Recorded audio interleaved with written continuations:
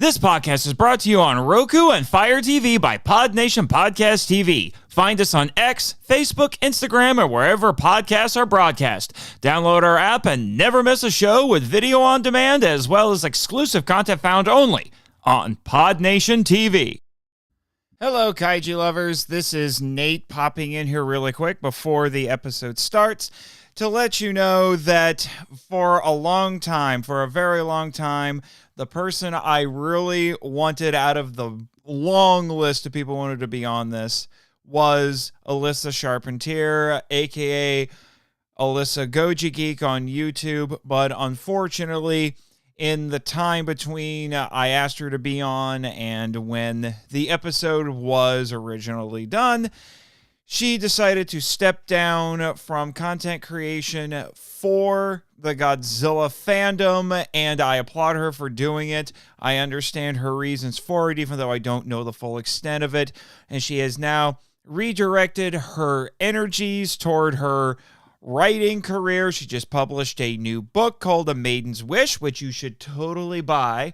And you know what? Good on her. But I want to record this little preamble because I made a major mistake. I did not name drop her. She was not mentioned at all. Danny also forgot to do it, and he's also friends with her.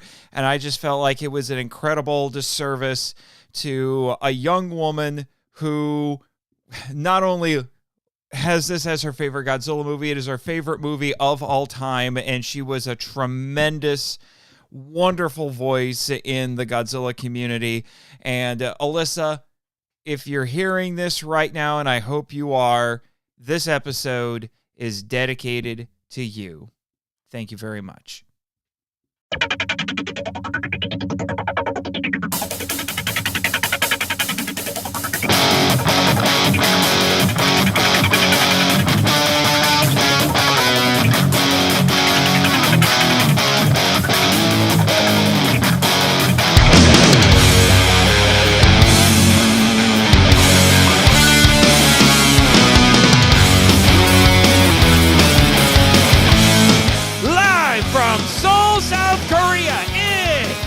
The Monster Island Film Vault, Episode 93, Godzilla vs. Hedorah, featuring Daniel DiManna, Ben Avery, and Giant Monster VS. Hello, Kaiju Lovers, and welcome to the Monster Island Film Vault, a podcast seeking entertainment and enlightenment through tokusatsu. I am your host, the traveling film curator, Nate March, and yes, I had that officially added to my title, Jimmy. Deal with it. Sure, you can be the traveling intrepid producer. Why not at this point? All right, but we're not going to waste too much time here because, oh lordy, we got a full house. It's a little bit cramped here in Ubermoger in the mobile studio. So let's get started here, shall we? First up, we have my co-host and novelizer of Godzilla films, Danny DiManna. That is me. I am here, and if you could please get your elbow out of my rib cage, that would be awesome. Sorry. I'm still a little sore from the incident with the giant bug and the falling. Oh, yes. Yeah. Yes. Yeah. One of my ribs didn't quite set right. Sorry about that. Oh yeah. You might want to have that looked at. Yeah. I did have it looked at, and then you put your elbow in my rib cage, and now I need to have it looked at again, Mark. I'm sorry. I'm sure there's a clause in your health insurance about elbows. Yeah, probably, but that's in the fine print. Like, who reads that? Anyway, it's a little cramped, but I think we're going to... Listen, what we're about to talk about is worth being in close quarters, I think. Oh, for sure. Absolutely. And then, Danny, I called you my co-host because you've been on the show a lot, especially this season. Which was not planned, but it's weird. I feel like I've just kind of been hanging out here. Every time I think I'm going to leave, I end up either leaving and then doubling back or not leaving at all. I'm starting to, I don't even know if they probably gave my apartment away by now. Yeah, you're just Godfather 3ing yourself. When I try to leave, they pull me right back in. Yes, you and Jimmy. You know what I mean? You and Jimmy. You and Jimmy.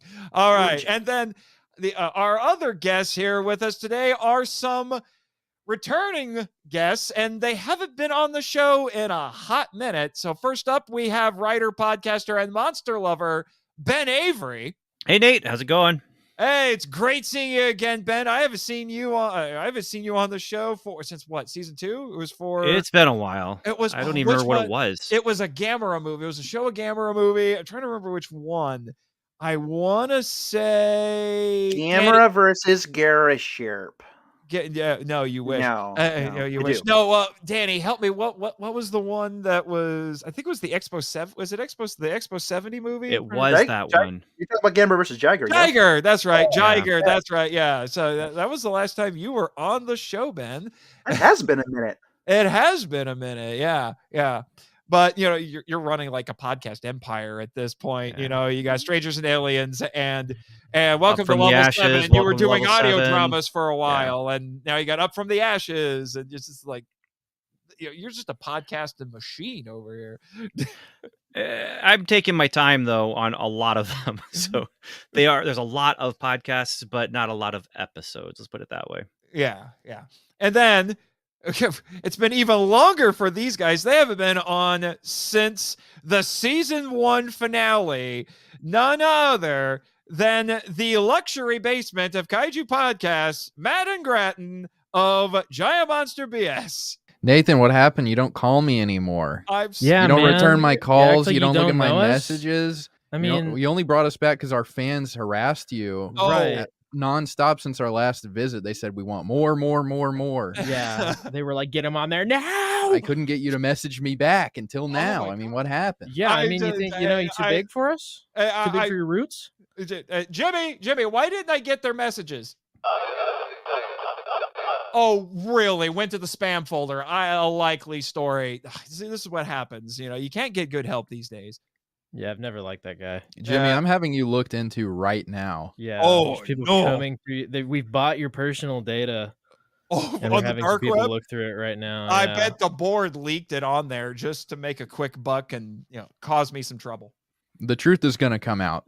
We'll just say that. The truth is coming, and it's going to be big. I'll leave it at that.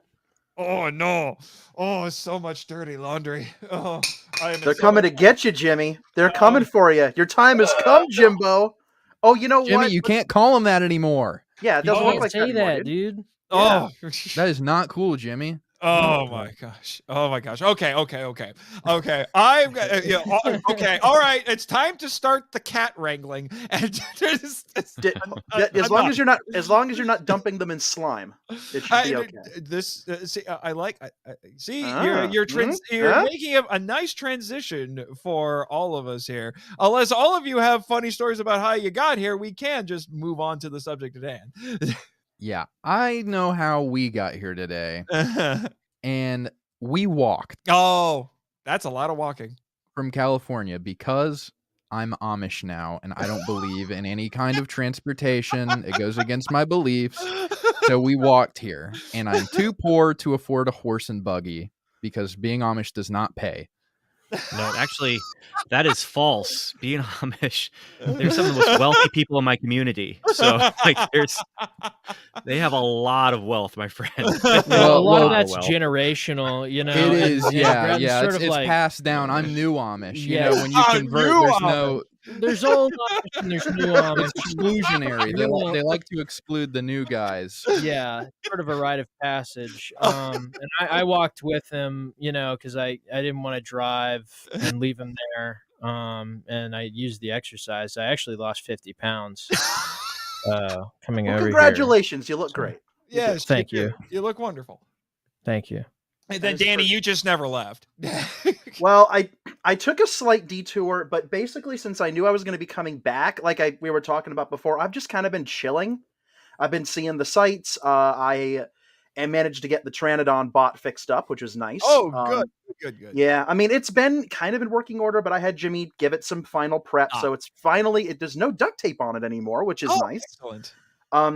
It was looking a little chintzy, and when you have futuristic technology, it's not supposed to look chintzy. That's not how that works. Yeah. So I've been kind of tooling around and saw some interesting stuff throughout Asia, and I just kind of waiting to come back. And then there was a point where I thought I needed to go home again. I actually lost my job back in the States because I never reported for work. And then you got it right back, right? I did. I got my job. I called them and explained that it was all like it's the Monster Island Film Vault, and they were like, "Oh yeah, Marchand, you're fine." So they got it. Okay. They understand. They understand. You had the international appeal and fame of the Monster Island Film Vault. So I've looked at the analytics, and I know there are people who listen to this all over the world. It's a little shocking, but I am also like, for instance, I am weirdly popular in Australia. Did I mention I flew to Australia on my robot and listened to your podcast 60 times? That explains so much. So much. And then, real quick, Ben, how'd you get here? I'm just calling in from Indiana, man. Like gotcha. I got work. I got. What Yeah. can I say? I've got family. I've got responsibilities I got to take care of. You got boring meetings tomorrow. Oh man. I have a boring meeting tomorrow. I really need to get out of here and get back to the United States. All right, then let's get into the subject at hand, because Let's do it. To my shock, everybody and his dog's cousin wanted to be on the Monster Island Film Vault to talk about Godzilla versus Hedorah as part of Godzilla Redux, known to a lot of people, particularly people of a certain age, as Godzilla versus the Smog Monster. That was the US title when originally released. And actually, Danny, if I remember correctly, you technically have an illegal copy, the unofficial Scimitar VHS, or did you? Because I've just assume you're just this avid VHS collector. You got them all. Well, I wouldn't call my copy illegal. I would just call it not in circulation anymore. Oh, well, no, what I mean is, like, it was apparently unlicensed. I read that online while doing research. Well, the Scimitar version is unlicensed, but I also have an official release that I think is from, oh my goodness, I couldn't.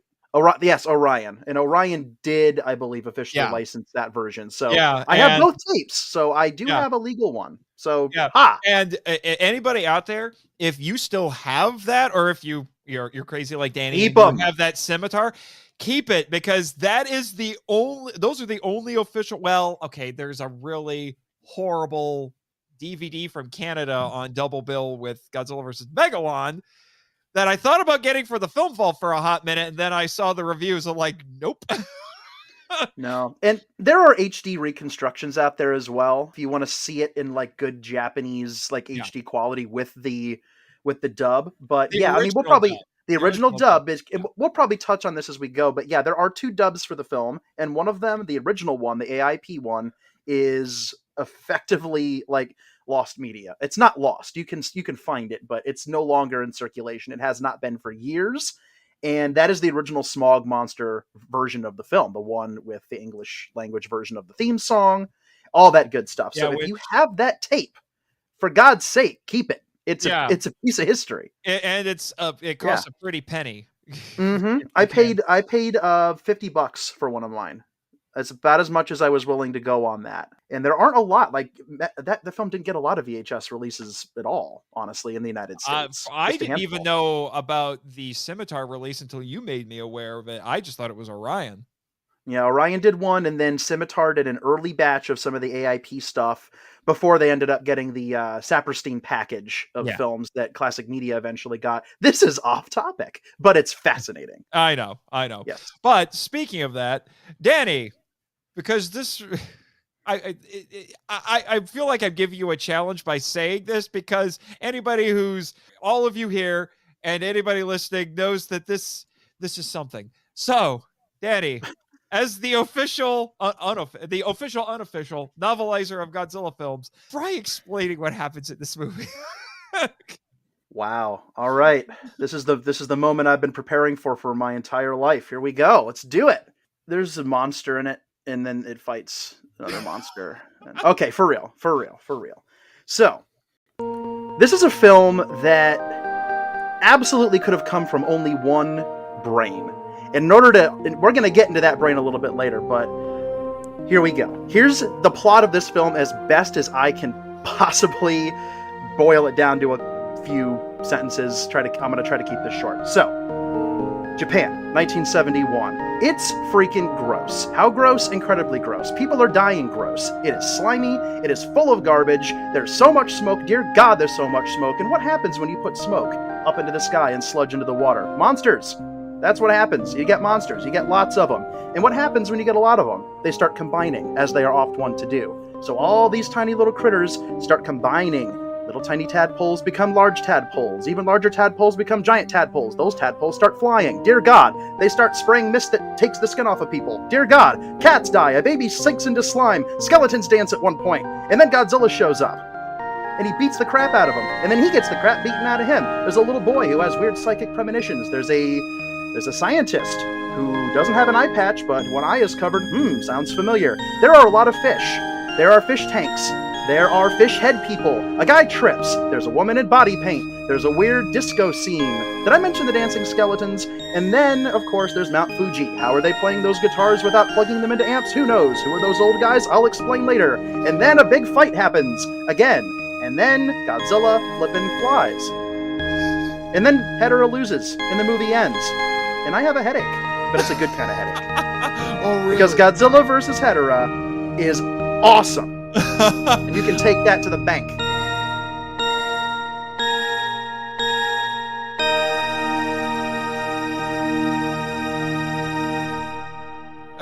Is it awesome or bonkers? Because It's not a mutually exclusive. No, it's both. It's both. It is awesome because it is bonkers, and it is bonkers because it is awesome. Oh, I like how you think. I like how you think.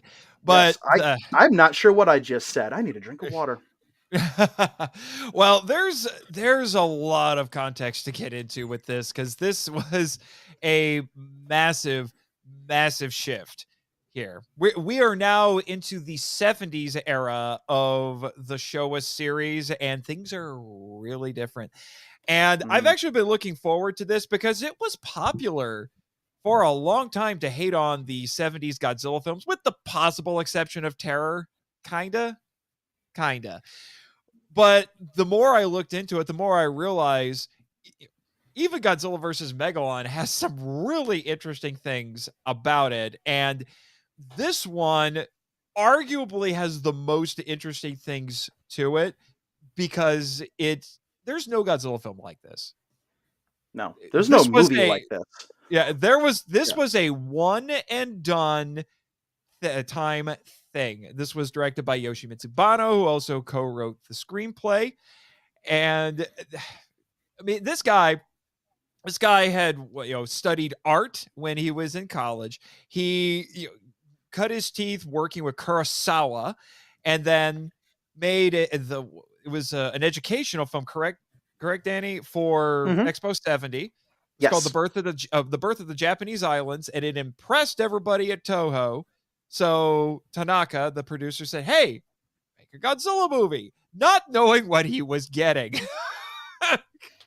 What he got, and I was fooling around earlier, but like when I say that this movie could have only come from one brain, that is so completely true, in a unique way that is entirely different from any other Godzilla film, and any other Godzilla film that you could call, I suppose, like an auteur style film. This is very much an auteur movie, which I think Matt and Gratton was one of the reasons why I think you guys have really gravitated toward this one.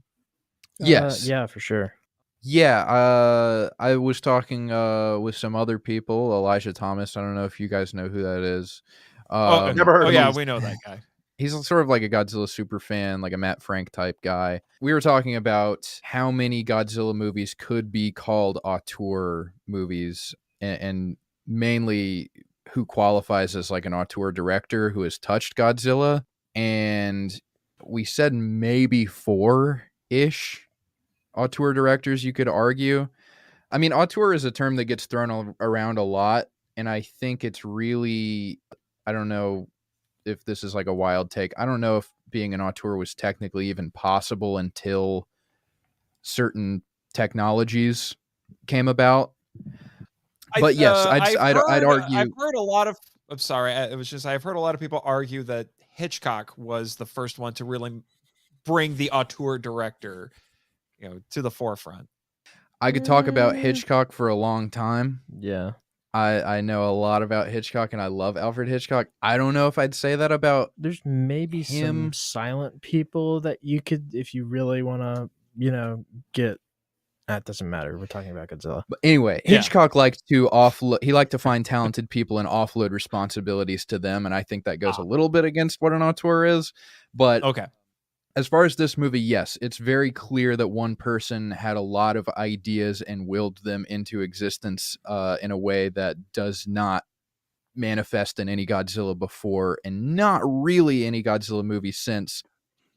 Maybe the first Godzilla, you could argue, is close, and I don't know if we're going to get into that, but this has a lot of similarities, Oh, it intentional does. Very echoes much. of the first movie, and that's part of what I love about this movie's identity, is that it's building on the first Godzilla in a meaningful way that none of the previous ones were able to do, in my opinion. But yeah, the direction is obviously very different from what came before. The writing is, in terms of like plotting, is different.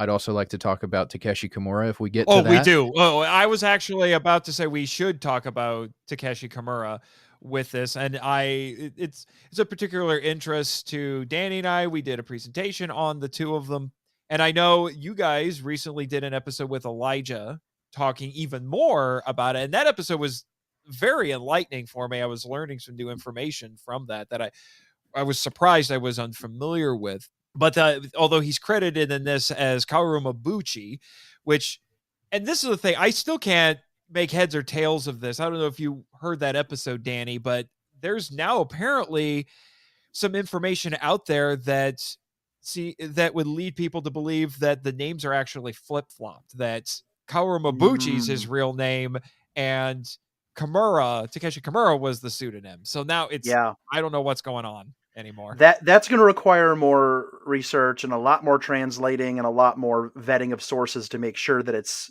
accurate. But that would be a fascinating if that's the case. And if anybody out there's listening and knows for certain if that's the case or not, please let Nate know, Yes. and then he'll let us know as well, because this is a topic that fascinates all of us. But yeah, I would love to know. Yeah. The more that we looked into it, the more kind of clear it became that Mabuchi was probably the real name, or at least the name that a lot of the Japanese filmmakers knew him by. Wow. And the story, when you recontextualize, I mean, you talk about like, vetting sources and stuff, and that was my big problem looking into Kimura, is that I wanted to know where all the narrative, everybody says he changed his name to a gender neutral name at a certain point because he became disinterested in the movies and didn't want the blame, so to say. But if you flip the narrative, he was ex-communist or ex-member of the Communist Party in Japan, and he also did roughly 10 years in prison right before he started writing movies.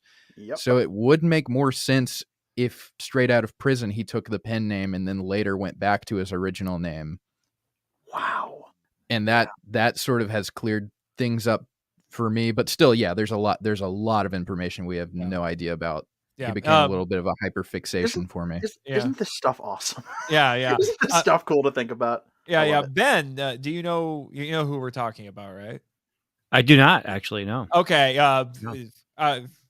Back in the 50s, 60s, and 70s, Toho's genre films were primarily written by two guys, Shinichi Sekizawa and Takeshi Kimura, or Kaoru Mabuchi, that was another name he went under. So if you're watching any Toho genre films from that time, more than likely one of the two of them wrote it, and they had very different styles and outlooks on life. Shinichi Sekizawa was a much happier fella whose philosophy was, basically eat, drink, and be merry. And Takeshi Kimura, as you were hearing a bit here, was a former member of the Japanese Communist Party and was a very dour man. And it's definitely reflected in the movies that they wrote. So Sekizawa wrote most of the 60s Godzilla films, with the exceptions of Destroy All Monsters. I think that's the only one, right? Is it just Destroy All Monsters? Up to that point, yeah, that was the first. That was the first Godzilla that he'd done. He'd done a few. He'd done plenty of other Toho. Yeah, like most notably Matango, which I think he considered Matango to be his masterpiece. And King Kong escapes. And King Kong King escaped. Kong escape. Yeah. That blows my mind. Heck Speaking yeah. of masterpiece. I was gonna say, Speaking of masterpiece. repping the King Kong escape. So Yep, we've got a King Kong escape shirt in the studio. I love Yeah. to see it. I love that film. It's a Yeah. deliberate choice to wear this shirt when I have several Smog Monster shirts that I'm not wearing right now. Ooh. It stuck out so much it couldn't be anything other than intentional. Yeah, So there but it is. I love it. But some details that I picked up on this, because this one, oh, Danny, help me out here. It's been a while since we did that presentation. I don't remember if this is the last one he has his actual name attached to or not. We talking Gigan? Well, 'Cause his name's not on It's not. Gigan. Yeah, that's okay. His name isn't on Gigan. And I don't remember if his name is mentioned in passing for Megalon or not. I don't know. I know. I don't think so. So I would guess this is the last. I think this is the last movie, the last full movie that he gets any full credit for, is this. And from what I was reading about this, him and Banno didn't exactly get along. One source I looked at actually said that there was a point where Banno actually added a scene without consulting Mabuchi, Kimura, whatever name you want to use, and he got angry and almost stormed off and said, "If you're gonna write on your own, I'm leaving." Well, that's the thing that happens when you get a big, very like focused artistic, like bombastic artistic person like Banno, who had a very clear, this word is going to come up a lot, unique vision for this thing and a unique story.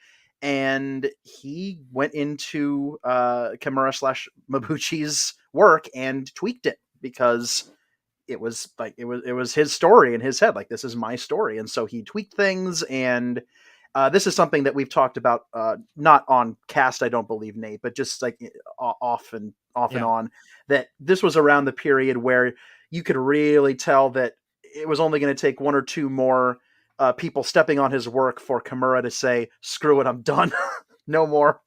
And then Gigan ended up being the last straw. Yeah, Well, and we'll get to that when we get to that episode, because you're coming. That's back a whole Gigan. thing. For you're coming episode, back for Gigan because you're my unofficial new co-host. Wait, really? Am I coming? Am I? Yes. Heck yeah! I'm not going home. Woo! Yes, long vacation. It won't be for a couple of months. I'm just warning you. But oh, cool! I'm going home. I do like Korean food. Korean McDonald's is not as bad as you'd expect. Samsung. yeah, for sure. But yeah, so there was all that going on. The other context, and here's the thing: one of the sources I looked at for this was the book Japan's Green Monsters, and they have a whole chapter dedicated to this film. And one of the things they harp on is that, like, people who hate this don't understand the context. So you had all of this. It's a completely different creative team for the most part. Tsuburaya has died. So now we've got Nakano on here. We also have an uncredited Koichi Kawakita working on this as well. That we still got the screenwriter who's worked on this before, but he's not necessarily having a great time. And so you got all this fresh blood coming in. The Japanese film industry crashed in 1970. It was so bad, Kurosawa almost killed himself. And was it Dodeska Den? That was his movie in 1970. It's very depressing. Yes, which shares a cast member with somebody in Godzilla vs. Yes, Hedorah. with and we'll talk about him. It's the kid in this one. Yeah, we'll definitely. Little Kawase-san. Yeah. Who I got to meet. We both got to meet at G-Fest a couple years ago. He acted until like 1973, 74, somewhere around there. Quit because he would rather go hang out with his friends at school, and now he's an airline pilot. Nobody even knows who he is. Oh, but we know. We know. But it was really cool to meet him. And we'll talk about that because all those goofy nerds at G-Fest. He's just like, you guys all love me that much. Yes, we do, sir. But we'll get into that. So there's and there's no big stars, which was one of 4 conditions that Tanaka gave Banno when he made this. Like, you can't have any big stars in it because he's trying to save money. In fact, I'm going to look it up. You want to talk about this? Is another thing, and I'm guessing, Matt and Gratton, one of the things that you also appreciate about this is just the sheer willpower that went into making this, because it was just it succeeded in almost in spite of its circumstances, because it was crazy. Yeah, it's definitely in terms of willpower, what I think, I don't know if everybody feels this way or if anybody feels this way, but I think to us, one of the things that shines through is like just about every shot appears to be way more deliberate than it would be if it was made by anybody else. There's just clearly more consideration for framing. We're filmmakers, so if we talk about, stuff that's boring, that's why. But, when in terms of like framing, composition, the way that they fill the screen, editing, all of this it just screams pre-production way more than most of the Godzilla movies around this time.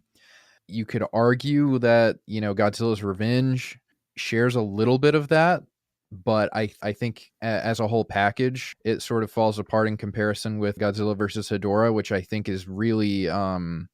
I think it's working in everything that it's trying to do, which I think is kind of impressive. Right. Because it is trying to do a lot, and trying a lot that hasn't been tried before. Right, right. I mean, yes, the separating, I think separates this so much from so many of the other movies, I think, is vision, and, to tie back to like the auteur stuff, but I guess a characteristic of like a lot of auteur made movies is that, you end up with something that inhabits like a world, and it doesn't mean that it's like, a complete fantasy world, but, there are certain like rules or whatever, or an energy that, a movie will take on. And that only comes through, when you've got somebody who not only has vision, but like believes in it. And that comes through when you have like the willpower to put it in place and like plan it, and like you care about what you're making. And that's not, I don't know if that's a whole lot truer for any other Godzilla movie than for it is like here. Yeah. And like I said, this was not made under the best circumstances or conditions. Like I mentioned, there were four stipulations that Tanaka gave Banno, which was reduce the set of drama parts, have no stars and only a few characters, drop any wasteful scenes of dialogue that seems a little open to interpretation, and shorten the scale as much as possible. So he wanted it. So it was, I guess, the way, if I'm interpreting that correctly, I think he wanted it to be a smaller movie, but this just, I would hardly call this a small movie in terms of its scope. It's definitely more humble than your Destroy All Monsters is, or your Monster Zeros is. But it is definitely not a small film, and I think that the fact that it succeeds. The cast is something that always fascinates me about this, because so much of this film and clearly everything that came after it was the direct result of the film industry imploding on itself. And I find it fascinating that this entire era, this chunk of a few films, and later on, like some more familiar faces would start to sneak in. But Harada. For Hedorah, Harada would come back, and Kenji Sahara had a couple of cameos, stuff like that. But for this one, there's none of that. They got a cast of mostly, young people. This is kind of a teen movie in some ways. And again, that's something we'll talk about later, but not a lot of people. And it was a budget consideration. One of my favorite funny stories with this film is that Akira Yamauchi, who plays Dr. Yano, according to Banno, and I don't know how completely trustworthy this is, but he says that one of the reasons he was hired is because he had the same proportions as the guy who would be doubling for him in some of the swimming scenes, which was Banno.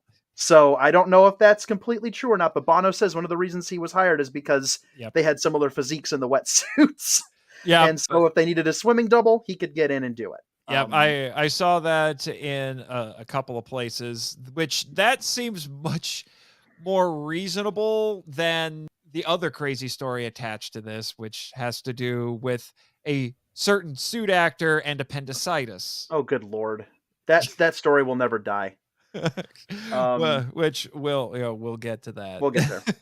We'll get there. But since you're talking about the cast, I think we should talk about the cast. So you mentioned Dr. Yano in that, who that's one of the elements that I do think harkens back to the original film. You have, it's the only kind of archetypal character that you expect to see in a Godzilla film, the scientist. We don't have reporters. We barely have soldiers.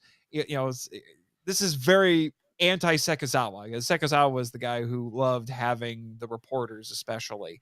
You go watch Mothra versus Godzilla. They're all over the place.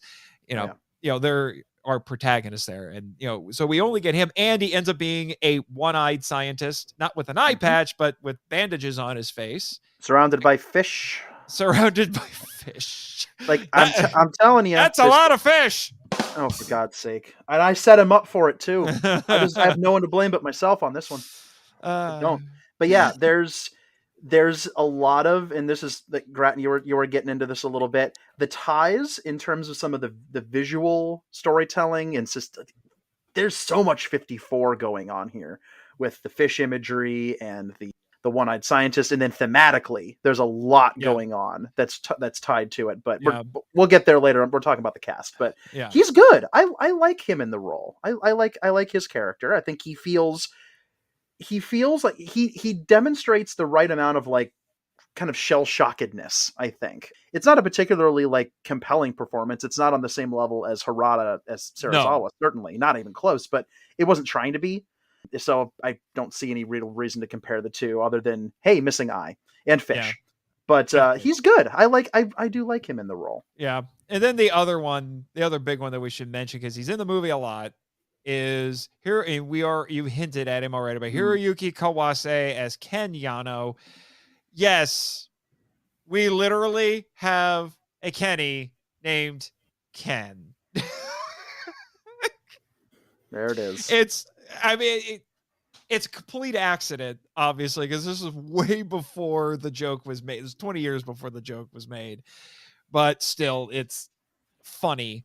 But I don't think he really qualifies as a Kenny. He feels a lot like a Kenny, but I don't know. I don't know. It's probably the Kenniest kid that we're going to get in a Godzilla film, personally. I don't know. Any thoughts on that, Ben? I like Ken. What can I say? I mean, no, I mean, that's what in my notes, that's of course where my brain is going is we've got a Kenny. We've got a Kenny. Yeah. And who is writing poetry about Godzilla in class, which I'm sure all of us have done at some point or another, No comment. Yeah. No comment. Yeah. And he seems to have a psychic connection or something to Godzilla. It's kind of weird. There was definitely a telepathic connection at one point because Godzilla sent him a telepathic message. Apparently, I don't know how much. It brings up like just how much of a trustworthy narrator is Ken here, because how much of this is just his stuff he's making up, Yeah. And, but I take him at his word. I mean, he had the dream about Godzilla coming. He had now here's the thing I don't understand. Why is it a telepathic message that causes him to realize Godzilla is coming and not just like feeling the footsteps? Because it's literally, he sent me a telepathic message that he's coming, and it is the next cut that Godzilla is there. So I'm not sure like what the Kid's purpose a fraud. was of that. He's a fraud. He's faking it. I mean, that's how psychics do it, right? Like, I'm gonna predict something. Wait, are you telling me Ken is actually Miss Cleo? Does he have like a hotline now? No, I'm saying that he's on the streets right now doing street magic and doing very, very well with it, because he's able to pick up on context clues like shaking ground from a earthquake-inducing footstep. There was a show on TV for a while that was like that, wasn't it? Psych? That's a Raven. Yeah. Wow. Yep. He's basically the Wizard of Oz Professor Marvel of the Godzilla series. He steals people's photos and goes, "I'm seeing a woman standing next to you on a farm, and she's sad that you ran away." That's what that is. Or he's a psychic who's like, there's somebody who has somebody related to them. The name starts with R. Is there anybody here who's related to someone whose name's Ruth? Yes, How that's did the name I'm How catching did you right here. know? Ben, how did you know it's a name? My God. You Oh, must It's an educated guess. Yeah, You know, nine I mean, times out of 10, Godzilla's just going to show up no matter what. yeah, It's that If was you go the thing I around was saying like thinking. getting a That was strong the thing. Godzilla, Yeah, I was Yeah. going had to a say dream that he was was the gonna thing I be was here. thinking. You know, this is Japan in the early 70s. Godzilla shows up every other week. I mean, It's like those people on Twitter that are like, there's a Godzilla event coming up in Japan in a couple of days, and I have insider information that something big is going to be announced. And then 2 days later, something big is announced, and it's like, I knew it, but I couldn't tell you what it was before. But I was right. See, that thing got announced, and everyone's like, how did you know? That's what that is. That's what Ken is. That's what Ken is doing right now. He's on Twitter right now. Hey! Do not demean Ken by comparing him to K-14, the Widowmaker. Okay, it's just Oh, no. we're naming names. I see. Wow, shots fired. Ken would have loved Twitter. He would have loved iPads. Godzilla is coming. 3 seconds later, I told I you. knew it. Either that or he's part Venusian. There you go. That actually isn't that a theory that you hold? That's your personal theory. Yeah, that's your. That's my theory. personal. I've talked about that before. Like, is that what they intended? Dear God, no. But it's fun. Like, he's part Venusian, just like Princess Salno. Oh yeah, I remember that now when we did our. What was that? Was that Kaiju Conline? It was our Kaiju Conline show timeline. Yeah, when we were talking, we're doing a show timeline trying to unravel the whole thing. And I just threw it in there. I was like, Ken is absolutely a descendant of Venusian human hybrids from when Hedorah destroyed Venus, and he has inherited, just like Princess Salno, he has inherited psychic powers. Yeah. So basically, this is this is Ancient Aliens now. Yeah. Okay. This is ancient. You're not saying it's aliens. I'm not. But it's alien. Listeners, I'm doing the hand thing. I can. You almost have the hair too. You know. I could. I get the hair. Get the I call this the Sukalicious. Check it out. Oh. Yeah. Somebody out there will get that joke. Somebody out there, and that person will be my new friend. Hi, new friend. Yeah, hi, new friend. But you're in for a wild ride. Yeah, but like I said, there's a lot of ink that's been spilled on Ken, and some of it I find patently absurd. But one thing that I do think we can agree on is that you could argue, I think safely, that Ken was inspired by the quote-unquote Kennys, even though he's not really an official Ken. But he does a lot of things that you would expect to see in a Gamera movie in this. He's a massive Godzilla fanboy. This is also, interestingly, the first time we see Godzilla toys on screen in universe. It's wild. Yep, we got the Maru-san. We have a Maru-san Godzilla.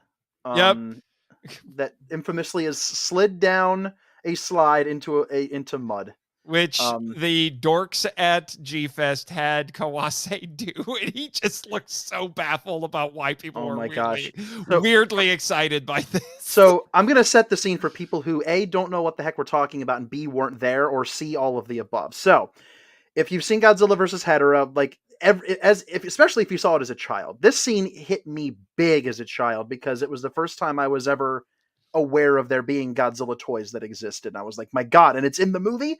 And he goes out into his backyard and he plays with it and he slides it down his little slide. He bends the legs into a seated position. It's cute. 50 years later, Hiroyuki Kawase comes to G-Fest, and this was this during his panel or was during the opening. Yeah, it was during his interview panel. Somebody comes it was one of the organizers of G-Fest, comes in with a folding table with one leg up and one leg folded to create an incline. You know where I'm going with this. And he hands Kawase-san one of these Bonprestos, a vintage one. And it's explained to him what they wanted him to do. And the look on this poor pilot's face as these weird white nerds told him to slide this toy down this table, and he did it a couple times, and every time he did it, the whole room clapped. I clapped. Listen, I can sit here and be silly about it. I clapped, and I laughed because it was hilarious, and he was a good sport about it. But that might be the most nerdy thing I've ever seen happen in front of my eyes. It was weird and a little awkward and kind of glorious at the same time. I don't know. But it was funny, and I will never forget that. What a silly thing, but it was funny. It was funny to see. He was a good sport. Yeah, you got something, Ben? Well, I was just gonna say I'm feeling secondhand embarrassment for him. Like this, I know it was. like I'm imagining confusion in his like. You want me to do? You want me to do what? Like I have a family. Okay, you like, paid me to be here. You know, were you it's throwing so funny. dollar bills at him? Yeah. Listen, Hiroyuki Kawase is worth nothing less than a tenner. Okay, I was giving him 10s and 20s. Big spender. Big spender. Big spender. Yeah, like I said, Yeah. I talked with him down in the autograph section, and I had him sign my personal copy of Godzilla versus Megalon, and because he was in Godzilla versus Megalon as well. Mm-hmm. So he was Roxanne. You can say it. Just go ahead and say it. I was setting you up. Okay. You don't have to. Roxanne, yeah. You don't have to wear the dress tonight. I said it. I did it. The prophecy has been fulfilled. The spirit of Tom Servo has been satisfied. There you go. There you go. But anyway, yeah, and he just seemed just baffled by the whole thing. He was having a good time, but he was just baffled by the whole thing because he, like I said, he only acted for a short amount of time. He didn't necessarily like it all that much. So now that he's being invited to a con on the other side of the ocean as a celebrity guest, she's just like, he would just walk around like he was like a regular person. Because he is a regular person. Like that's the thing. Like he's amazing and he's a part of our childhood, but he's a family man who flies airplanes for a living. And he was. I walked around with him a little bit, chatted him up, and we just had a normal conversation. He wasn't. Yeah. That's one of the cool things about G-Fest is like, yeah, these are all like people that made an impact on us, but half of them, I just walk up to them and chit chat with them because they're just people, you know, they're just awesome people that did something cool, and our lives got to intersect in a really interesting way by them inspiring us. How cool is that? But it's cool to see him. As far as I care, he's got bragging rights for life because he got to work with Kurosawa because he was in Dodesca-den, and as well as Banno on this movie, and with Fukuda in Megalon. So that's a Holy Trinity. It's not the Holy Trinity, but it's a Holy Trinity. Well, and he got a shoulder ride from Jet Jaguar. I mean. You know what? Yeah, he sure did, didn't he? That's pretty cool. Yeah, for sure. Cool. Yeah. So yeah, he's probably the other most noteworthy guy in here. But as I was saying, so there's a lot of Gamera stuff with him. He kind of figures out how to beat Hedorah, or at least he suggests how to beat Hedorah, and then they all make it happen. It's not quite to the levels of Gamera, where the kids just tell the adults what to do all the time. I never ever felt he was a Kenny. Like obviously his name's Ken, but I never felt like he was a Kenny. Like I'm watching him. I felt like he was a kid who had a dad who's a scientist and who is probably a more intelligent kid. He knows more about, he definitely doesn't know stuff when they bring it up and they say, hey, here's this. And he's tell me more, you know, but like I didn't know tadpoles did that, but I felt like what happened with him was much more natural, bringing the kid in and allowing the kid to have some agency in the story than you get in Gamera. Right. It just felt better. And I was not annoyed by him at all. And he has the Free Willy moment. Like he has the moment now. It's dark Free Willy. Like MST3K line there would be Free Willy just got really dark, but he holds up the knife as Free Willy jumps over him and cuts the belly open. And like, how many kids actually take part in physical violence against the creature that the Godzilla is going to fight against? Like he and Godzilla both fought hand to hand directly with this creature. And it's a great moment. Is it a logical moment? No. But is it a great moment? Yeah. Ben, I'll just say this to you right now, Danny. I'm sure you were thinking the same thing I was because you were on for that episode. Watch Space Monster Wing Magui. Oh yeah. Squirrel King of the Kennys. I'm just okay. Oh my no, gosh. Ben, you gotta see the it. ridiculous amount of violence that this child commits against the space monster cannot be equaled. All right, I'll watch for it. I don't even want to spoil it. Like I'm not even gonna say what it is, but it is. It's something. There's life before this movie and life after it. Very clear line drawn in the sand. Yes. Oh boy. Yeah, trust me. I my producer is technically a Kenny, and he's like, yeah, he's nuts. His name is Squirrel. Yeah, Squirrel. And he's nuts. Do you realize what you just said? Yeah. Yes, I did. Can you hit the button? You know what? That's fine. Okay. Yeah, that's fine. Yeah. I was gonna give you the benefit of the doubt and do the rim shot, but the wet trombone is fine. I blame my producer. Anyway, so the like I said, you were talking about the that this kind of a teenager movie, because we do have a couple of young people in this. This movie's not kind to anybody. Let's get this out here. This thing is not a fan of authority figures because they all look like idiots. The military can't get their act together. They keep screwing things up. The scientists are like, Hedorah can't come ashore. Oh, look, he came ashore. It's like Shin Godzilla before Shin Godzilla. And the pollution isn't that bad. It won't actually kill people with asthma. Oh, crap. Yeah. This was happening in real life in 1971. Yeah, so which I do have a few notes about that, because that's the other bit of the context that we need to talk about. And like Godzilla's Revenge on Monsters Attack touched on it, which which is interesting. I feel like Ken and Ichiro probably would have been friends if they knew each other, although clearly Ken came from a much wealthier family because he actually has toys. Ouch.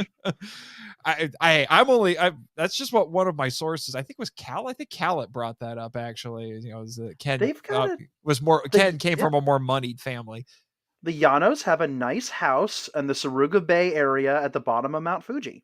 And it's a picturesque area. They've got they're not stuck in the city with all the smog. It's an intentional visual dichotomy between what we see at the beginning with the smokestacks just belching this disgusting crap into the air. And then it cuts to idyllic Mount Fuji. Yeah. Which becomes the final battleground. Mount Fuji is a popular final battleground. Kaiju just love Mount Fuji. They've just picked it's like the kids who are like, meet me at the playground at 3:30 or whatever. It's like the Kaiju are like, meet me at Mount Fuji at 5:00. We're gonna rumble. And our amps don't plug into anything either. That scene, man. It's just there's a brilliance to it that just transcends so much. And I don't know. Are we going to go through the plot eventually, because there's a lot to say? Oh yeah, there is a lot to get to, but I do want to. I've lost. We're talking about how it's not nice to anybody. So you have all of these authority figures who are the adults. They're made to look like fools because they can't do anything, and they're almost always wrong. Even when they get a good idea, first off, it came from a kid, and then when they try to implement it, it doesn't work. They're like, oh, we can use oxygen on Hedorah, and then we can dehydrate him. Well, then things screw that up because they don't wire things correctly. But this movie's also not kind to counterculture.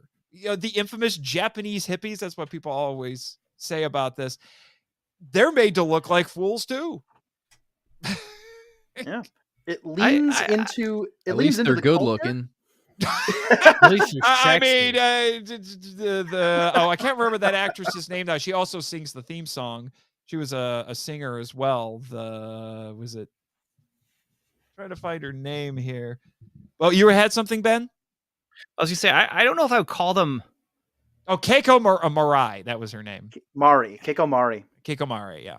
Keiko Mari. She likes my tweets. Yeah. Anyway. I find that weird. That's impressive. Ben. I can't decide if they are fools or if they are just laughing into oblivion. Like they go out on the mountain. It's so stupid, but at the same time, they're just saying it's just nihilism. We're going to go. We're going to. I love that moment. There's so many moments in that party where I'm just like, this is so stupid. But so you got the black and white day for night thing going on, and they're all just sitting there moping, and then he's boom, and it's color, and it's bright, and it's just like, and it's just like, we are going to die laughing. We're going to die smiling. Yep. We're going to, we're going to smile as we just look at the face. It hasn't gotten here yet. It's going to probably, and it does, but, and then boom, the music starts. Where did they plug in? You're right. I don't know, but it sounds really great. Who cares? It's a beautiful and it scene. looks cool. Yeah. And there they are. And then they're dancing, and the kid, Ken, is trying to dance. And then all of a sudden sound is gone because his attention is just focused on this telepathic vision that he's getting. And it's just, this whole segment is, it's artistic. It's absurdist. There's just so much to it. And I am in for the ride here. This is one of the few movies where I am more invested in what's going on with the humans than with the monsters, not because the humans are interesting, but because the way that they're presenting things is interesting. Mm-hmm. And it just, all the stuff that's going on with that whole segment there. And then we move into the fight scene. And honestly, this doesn't happen to me usually, but I'm bored in the fight scene. It goes on too long. There's cool stuff. And then we're just going to get stupid now. We're going to keep on going. We could have stopped this fight scene a little while ago with the incredible pulling out the eyeballs, but no, we're going to keep going and go back to that exact same position in the exact same place. And then we're going to end it here. Yeah, there was, and there, if you're talking about the probably the most infamous scene in the entire movie, they had a reason for that. That whole part, I'm just like, okay, whatever. Yeah, well, all the other ridiculous stuff in the whole movie, I'm in. I'm 100% in. Yeah. For some reason, when that happens, I'm like, I'm not in for this. We can't. You can't do an episode on this movie without talking about the infamous flying scene. We will address it. But yeah, I totally get what you're saying. And it's not just in that scene, even like in the club scenes, which, by the way, interestingly, I found out that the club which is probably the other most famous sequence other than probably the opening, although the theme song returned several times, and this is one of those times. It was inspired by a bar in a nightclub, I should say, called Mugen in, what was it? Akasaka, I think is what it was. Akasaka. And interestingly, a gay bar in Chicago that one of the crew members had visited. So the Mugen was the big hip new nightclub. It was the first of its kind in all of Japan. It was a pretty darn big deal when it opened. I'm trying to say when it opened, dear God. But yeah, it was definitely an influence. They did not film it there. It was a set that they built to look like it. But it was something that always kind of baffled me a little bit when I was watching the film as a kid, and I was watching the camera pan across this set, and you've got the paint blotches on the walls, and then you have pictures of what looked for all the world to be jazz musicians, and I was like, what's going on here? And I read that they were wearing, was it kamishimos, I think is what it's called, which is actually worn by musicians in no theater productions. Yes, like modernized versions, like modernized hip versions of those. Yeah, and the story behind that is, again, they modeled this after the Mugen, and the Mugen played host to black jazz bands at the time. Tina Turner performed there. Pretty amazing. Chaka Khan performed there. Wow. So it was a big deal. And so they took that aesthetic of the black bands, and they incorporated it into the set of this unnamed nightclub, and the splotching paint lights that came from the gay nightclub in Chicago. Yeah. So they combined the two, and I always wondered if that was a real place. And it's not. That club does not exist, but the Mugen did. The panning shot might have been just to say, like, look at this cool set, because it's probably the most. It was honestly, out of the human sets, that's probably the most impressive.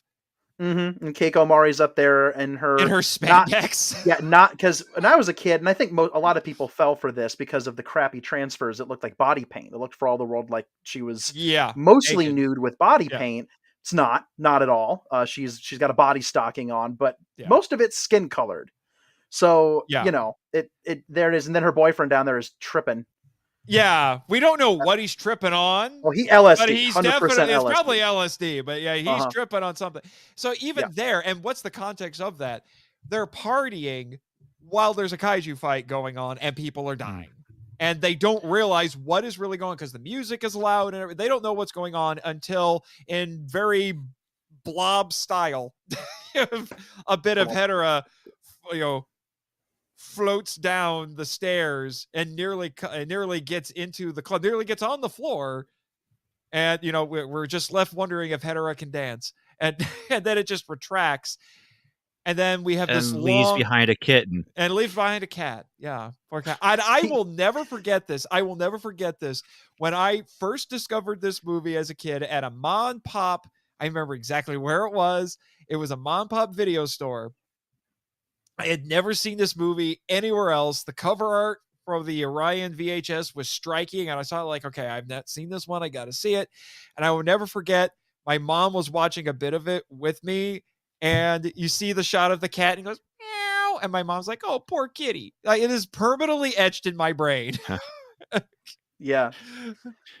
But again, sorry, go ahead. No, go ahead, Ben. To say again, thematically, this goes along with that whole idea of all this horrible stuff is going on around them, but they are just having the party. They are playing the music. They are singing about save the earth. Mm-hmm. They are singing about oxygen has too many fumes in it or whatever. Yeah. But they aren't doing anything about it. And you have the scene here. You have the scene on the hillside. You have the roller coaster scene. There was just a kaiju fight just in their neighborhood. But now we're going to go to the theme park and we're going to ride the roller coaster until Ken has a psychic vision of Godzilla or something. Or maybe I don't know exactly what was happening there. But it just thematically, this movie, this is what I love about this one so much, is that it has the bonkers stuff, but it's also trying to say something where it is saying we have all this horrible stuff going around us and everyone is just going on with life, and they, don't even care. They're just taking part in the bread and circuses. They're just consuming the media. Yep. And you've got the talking heads on the TV where it's just barking voices. Yep. And nothing is being accomplished because maybe nothing can be. I don't know. Maybe, but again, that's what I really appreciate about this film is just it's saying something very simplistically, but with a lot of depth. Yeah. And it's kind of a paradox, but. Well, what's also a paradox for me personally with this is the messaging in this is, has the subtlety of a sledgehammer, but this is one of the rare times I'm not bothered by that because the movie is so weird with its sledgehammering that I don't care, if that makes sense. It's so artistic and strange that doesn't really bother me. But Matt Gratton, any thoughts on the how this film portrays authority figures or counterculture? We've been going on a little bit about that. You could tie that back into the writing. Takeshi Kimura, that was kind of one of his hallmarks, is sort of portraying everybody in their worst form. And when there are morally good people in this movie, but the groups of people who are kind of presented as being of the same mind, those are usually portrayed negatively or as ignorant. Yeah, like you were saying about the movie isn't subtle, but it's also maybe not direct enough with some things that it's saying. And I think that's, it's basically just an art house movie with Godzilla inserted in it. So there are sequences, namely the scene at the nightclub that get a little abstract. And I think, at least for me, that's kind of why the way that they go about the message, it works a little bit for me, is that sometimes they're not outright saying what they mean. And a lot of times they are. And it's pretty obvious what the general message of this movie is. But there are things that crop up. The old people. Oh, underlit, scary old people that appear for a moment. The movie's not like, these are actually a group of activists who wanted to, you're presented with that and completely left to decide what that was, why that was there. There's a lot of that. Godzilla flying is another thing that I think is left up to the audience's interpretation. And I think that's just one of the many ways that it distinguishes itself from the other Godzilla movies previous to this, which is when there was a message, they were usually very, very clear about it, and then they would forget it instantly and move on to whatever wacky thing was going on in the story. And here, they're not all the time saying exactly what they mean, but everything happening in the story is relevant to the message in some way. Yeah. To your point, I think it's interesting that one of the ways that they help the people help fight Hedorah is they use electric plants and they use cars. These two things that are a big, big part of pollution that have created this creature and have created the problem. They are using them to solve the problem. That's all they have to offer into the problem. And in some ways, it's either the movie is contradicting itself or the movie is playing with irony or whatever. But I just found it fascinating. Like they are helping win this battle with cars and using power plants. and wait a minute, like that's causing the problem. Another big thing that they're using to defeat Hedorah is Godzilla, who's an embodiment of nuclear weapons and all of the previous complaints that Japanese society had about the modern world. So that's an interesting thing that the movie is obviously, it's not shying away from discussing anti-nuclear themes, which have been a mainstay in the entire series. But they're more than that, they're directly drawing comparisons between this movie and the original, which was very, equally as direct about its message. Right. And here, Godzilla isn't necessarily too evocative of nuclear destruction in the way that he has been, but at least, so I'm working off my most recent memory. I listened to the AIP dub of this today. It's been a while since I watched the Japanese one, so maybe some story things I might get wrong, but they bring up nuclear weapons very briefly as kind of a throwaway thing of there's explosions in space and maybe something like that had to do with how Hedrium got to Earth, and then the water with the Hedrium is what allowed Hedorah to become a big thing made out of our trash or whatever. Because the ironically, Hedorah is a space monster and a byproduct of pollution.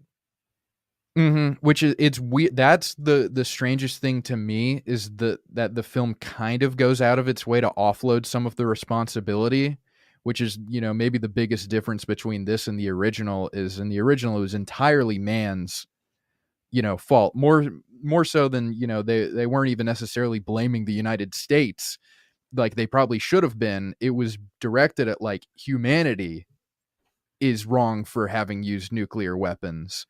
And that's the strangest thing that stuck out to me, on recent viewings, is that, they have this throwaway thing of well, he's from space, which is, it's strange to me that this movie is clean up your act, everybody, pollution's going to kill us. But then for that second, they're well, it's not entirely our fault. Yeah, well, it's interesting you should bring that up because one I'm trying to remember which source it was that I looked at. I don't think it was Cowlet. I think it was somebody else. I could be wrong on that though. Mention that in your blog, Jimmy. But he said that what's interesting about this is that with the original, you could at least imply that they're blaming the Americans for that. Here, this movie is actually turning inwards culturally. It's looking at Japan and be you hyper industrialized. This is your fault. Hedorah is your fault. This is what you get for all of the pollution that you've been cranking out. And Yes. And those scenes of pollution, man, they're so vivid and powerful. Like there's Visceral. a mannequin that's like cut in pieces and like, Yeah, okay. the clock, the the clock. stopped clock. The symbolism, clock, man.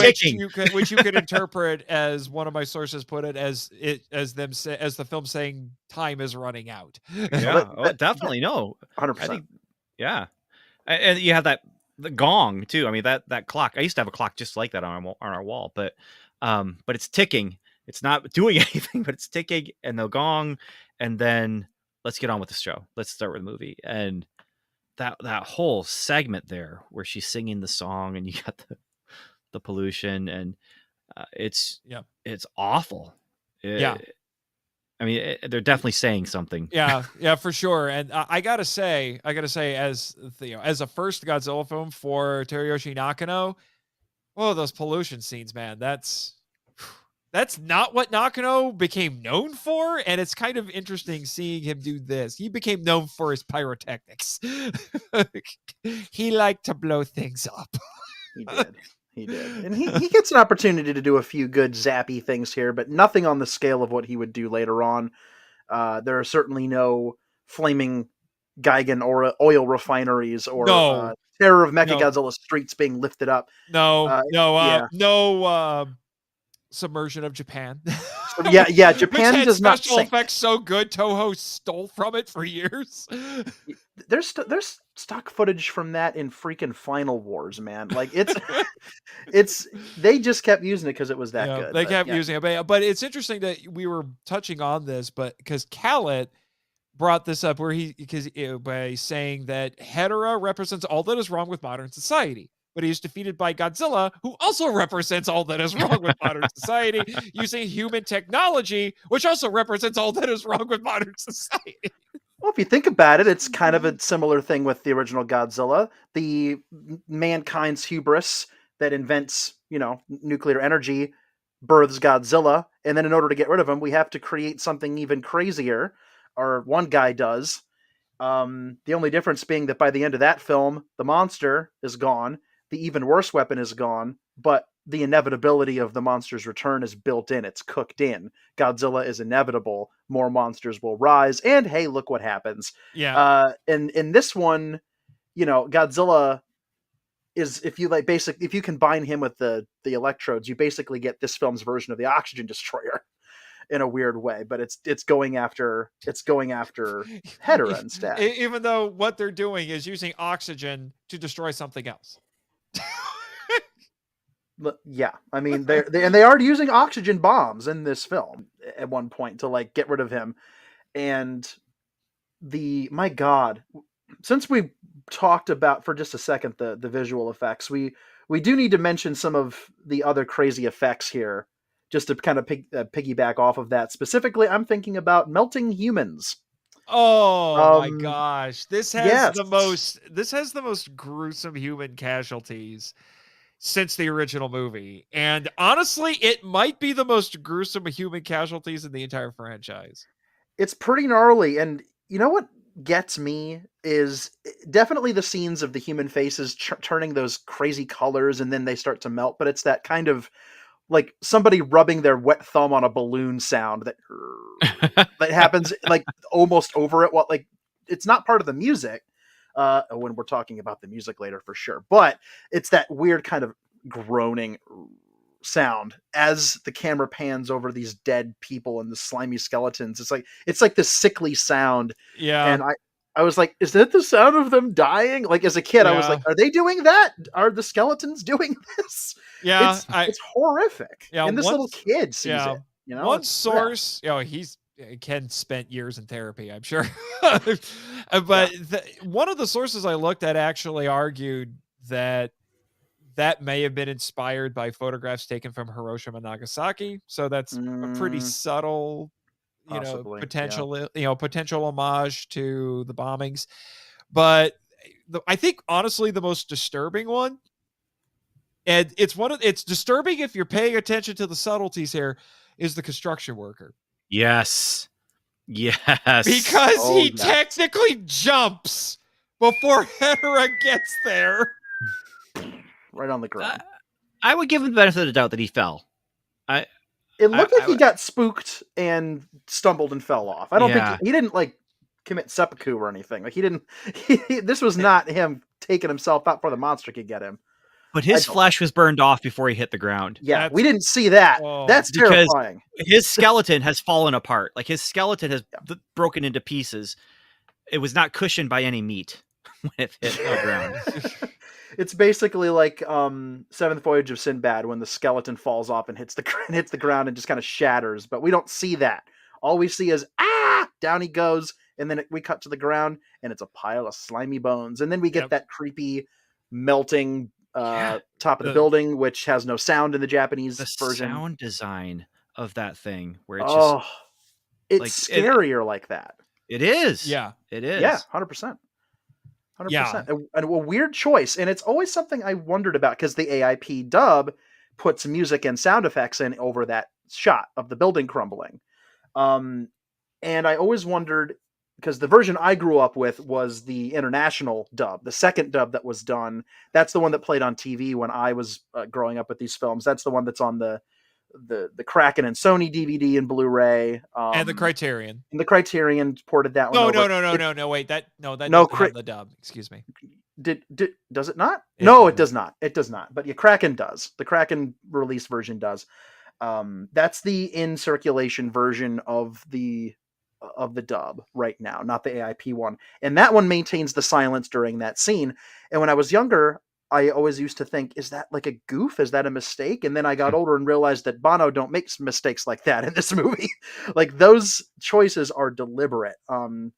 Like every weird thing in that. Now, there's a point where you can read into it a little too far, and you can start looking at things that are legitimate flaws and start thinking, is that intentional? No. Like some of there are objective bits and pieces of this thing that you should not read that kind of stuff into, because it's going to have some goofy bits. You don't want to go too crazy with it, but this is a very long scene of a building crumbling with no sound. I don't see that as being a mistake. That felt like it's so creepy. There's nothing alive now. Not even the buildings are making sounds. And it's showing what Hedorah can do, which we'd already had some implications for that, because we know that his muddy bits and the gases that he gives off are acidic, and it will corrode metal, or it can apparently, at least in some cases, melt flesh. The poor cat seemed to be fine. Some people drown. Like there's the scene of the mahjong players when Godzilla's spinning him around in little bits of Hedorah flying everywhere, where one flies through a window, and the implication is these guys drown in this Hedorah mud. And then there's the shot, the Brady Bunch-O-Rama scene with the talking, screaming heads. There's a baby sinking into the slime. Who was the grandchild of a crew member? Yeah, they were just like, "Hey, can we borrow your baby? We're gonna do something horrible." That baby grew up to be Takashi Miike. It all makes sense now. No, that's pretty amazing though. That's some bragging rights. It's like, hey, you ever see Godzilla vs. Hedorah? Yeah. Remember that baby in the slime? I was that baby. What? Yeah. Pretty cool. Yeah. So.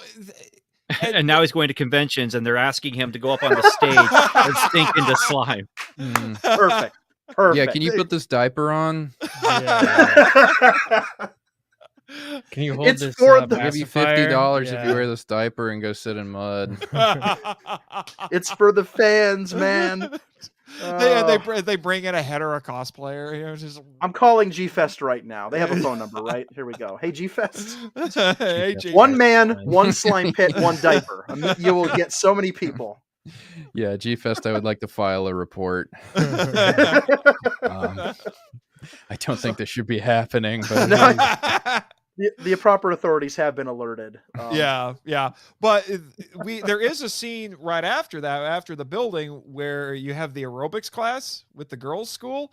That was actually inspired by a real incident in 1970, where a bunch of, I guess it was a bunch of kids doing an aerobics class just collapsed I'm guessing probably due to pollution. That would be my guess anyway. They didn't really elaborate on what caused it. They just said, oh yeah, it actually happened. So Yeah. So at the time, and this is a little history peek, people were getting sick and dying from breathing toxic air in Japan. are you talking about Yokkaichi asthma? Yes, Yeah, Yokkaichi that asthma. was because one of the things that I discovered while doing my research is Yokkaichi asthma was one of 3 major, we'll say, environmental ailments that were going on in the lead up to this and then during the time of the movie. But continue. No, that's something that actually was happening at the time. And Godzilla vs. Hedorah, this is another kind of a step back, is only one example from that period of films tackling this problem, because this was such a massive issue. This was a cultural issue. This was an environmental issue. This was across the board. It's a political issue. People were dying. And so you start seeing that reflected in the pop culture. Godzilla vs. Hedorah was just one example of it. If you want to stick with genre stuff, Gamera vs. Zigra came out the same year. No, that movie, it came out the same week. Yeah, it was literally piggybacking. Like, it was right there. And yep, that movie's about pollution too. And at the same time, Spectre Man, P Production Spectre Man was on television, and that has a shout out to Neil Reeby, who might be the biggest non-Japanese fan of that show in existence. As he should be. Spectre Man is rad. Yeah, they had a pollution monster named Hedorum. I think that's what not Hedorah. Hedoran. They were going to call they were going to call this Godzilla versus Hedoran, and then that show had that monster, and they're like, okay, we're changing the name. To avoid confusion, but it's derived from the same source, because Hedorah, in fact, if you watch the Criterion subtitles of this, they actually explain it. It's derived, Hedorah means sludge. One source I looked at said it could also be loosely translated as vomit. Checks out. Yeah. And then they tack on Ra, because that's the equivalent of the English suffix Zilla, so it's basically Sludgezilla. Mosura, Baragon. Wait, that's a different one. Mind. No, I tried. But yeah, that's what it is. Put the law on there. In the dub that I watched, which I'm pretty sure is the AIP, he says, Ken says, like, it came from the mud. That's why they call him Hedorah. Yeah. In that. Because he came from the mud. That's why I call him Hedorah. And it's like, okay, thank you for clearing that up. That answers all my questions, kid. Thanks. Yeah. But yeah, I also, like a Gamera movie, the child names the monster. Child names the monster. Now, you got to remember, at the time, this was a few years after Gamera was routinely beating Godzilla at the box office. Yeah. A Gamera versus Virus kicked whatever films came out that year. Was King Kong Escapes and Son of Godzilla. No, that was 68. Oh, wait, no, that's 68. It kicked Destroy All Monsters. Destroy All Monsters' butt. Yeah, keep bragging, Jimmy. Jimmy. I'm gonna start tuning you out, man. I really am. You're a broken record, son. You really are. Jimmy, you're pushing it. Yeah. You kiss your mother with that mouth, Jimmy? Yeah, for sure. Jimmy, for sure. look, I still love you, Jimmy. You might be fooling some people, Jimmy, but your name's on that registry for life. No. Oh. All right. Okay. You can't scrub that record. Wow. Dang, man. Let me guess, Jimmy. You don't want to talk about it. You know what? I don't need the profanity, man. I really don't. We're just ragging on you. Yeah. Get him the hell out of here. Yeah. Calm the heck down, guys. Calm the heck down. All right. Anyway. Good old Jimmy. Yeah, but you were saying he can take it. Gamera was routinely beating Godzilla at the box office. Yeah, well, not routinely, but it had happened before in the past. These films were big, and you can see that Godzilla versus Hedorah, it's not exactly the beginning of it, but it's really it's kind of the kickoff and then leading into the moment where the Gamera movies really start bleeding into how the Godzilla movies are made. And the Henshin hero boom really starts bleeding into it, literally bleeding. This is the first movie where Godzilla bleeds. Yeah, you see, I heard for years that it was Gigan, but now they're saying, no, it's Hedorah. By the end of this movie, and this is another thing that needs to be mentioned. This is one of the most brutal fights that Godzilla ever has to go through. By the end of this film, his eye is like shellacked over because it's been sludged. He's got burn marks all over him. He's got blood on his face, and he has no skin on his hands. Eye injuries are a thing in this movie. This movie and is as full someone of who suffered a traumatic eye injury in high school, I can relate. How many fingers am I holding up? 3 dozen. Yep, he had an eye injury in high school. Okay, there it is. No, but yeah, there's a lot of eye injury and like eye imagery and injury in this film. A lot of close-ups on the fish eyes. We have a human character lose an eye. Hedorah loses an eye. Godzilla loses an eye. And then has his eyes ripped out because Banno has confirmed those are in fact his eyes. Those were his eyes. I thought they were eggs Her as a kid. eyes, right? It's a female. Some female people, monster. Yeah, some people believe Hedorah is female, but we were talking about. oh wait, it we're talking eyes. about what inspired the design of the eyes. Yeah, we're trying not to, but it has to be addressed in some way, right? I don't know Just what a you little... guys are talking about. I thought it had sort of a feminine vibe, but okay. All right, sure. Okay. All I know is that there was eyeballs in there after he took the eyeballs out. It's because apparently Hedorah was playing possum. He just like shed his outer later. He's like, ha ha, psych. Just regrew his new. He grew. Yeah, how do you shed your outer skin? That doesn't. Your eyes are not part of your outer skin, is what I'm saying. Well, if you think about it, this is a creature that's made up of it's an aggregate creature like Destroya later on. It's made out of 18 billion tiny little tadpoles. So if you think 12 about herbs and spices. Yes, 12 herbs. Yeah. Come on down to Hedorah's. Good Lord. Yes. Yeah, check out our mud pies. Oh, good Lord. Colonel, I can't think of a pun. I'm trying. Come on. You're almost there. I can see the wheels turning. Something's happening. How Something's happening. embarrassing. I'm just gonna. I just want to listen to Nate make that noise. All like that's a great noise. But the thing about the thing about the fight scenes in this, since we're talking about that now, is that they are simultaneously gruesome and weirdly slow paced. That was one of the first things that stuck out to me watching the movie the first time, was how weirdly slow paced the fights were. But it's largely because you can't really get physical with Hedorah. You punch him and your hand goes right through him. Yeah. And then you pull your hand back and there's no freaking skin left on your hand. Oops. I always thought it was just it got caked in mud, but oh no. That's I know it's supposed to have been cut him to the bone, which is just and they crazy. cut the hand off of that suit to get that to work, which they regretted about 6 months later when they had to go use the suit again. Oops. And you can see the seam line in Godzilla vs. Gigan. You can see where they sewed the hand back on. Well, there's a reason for it in the canon. His hand grew back. His hand grew back. His hand grew back. Yes. That's exactly what it was. Because this is still the Destroy All Monster suit, which they used for years to save money. Shoshingeki Goji. He ended up in 4 films from 68 to 72.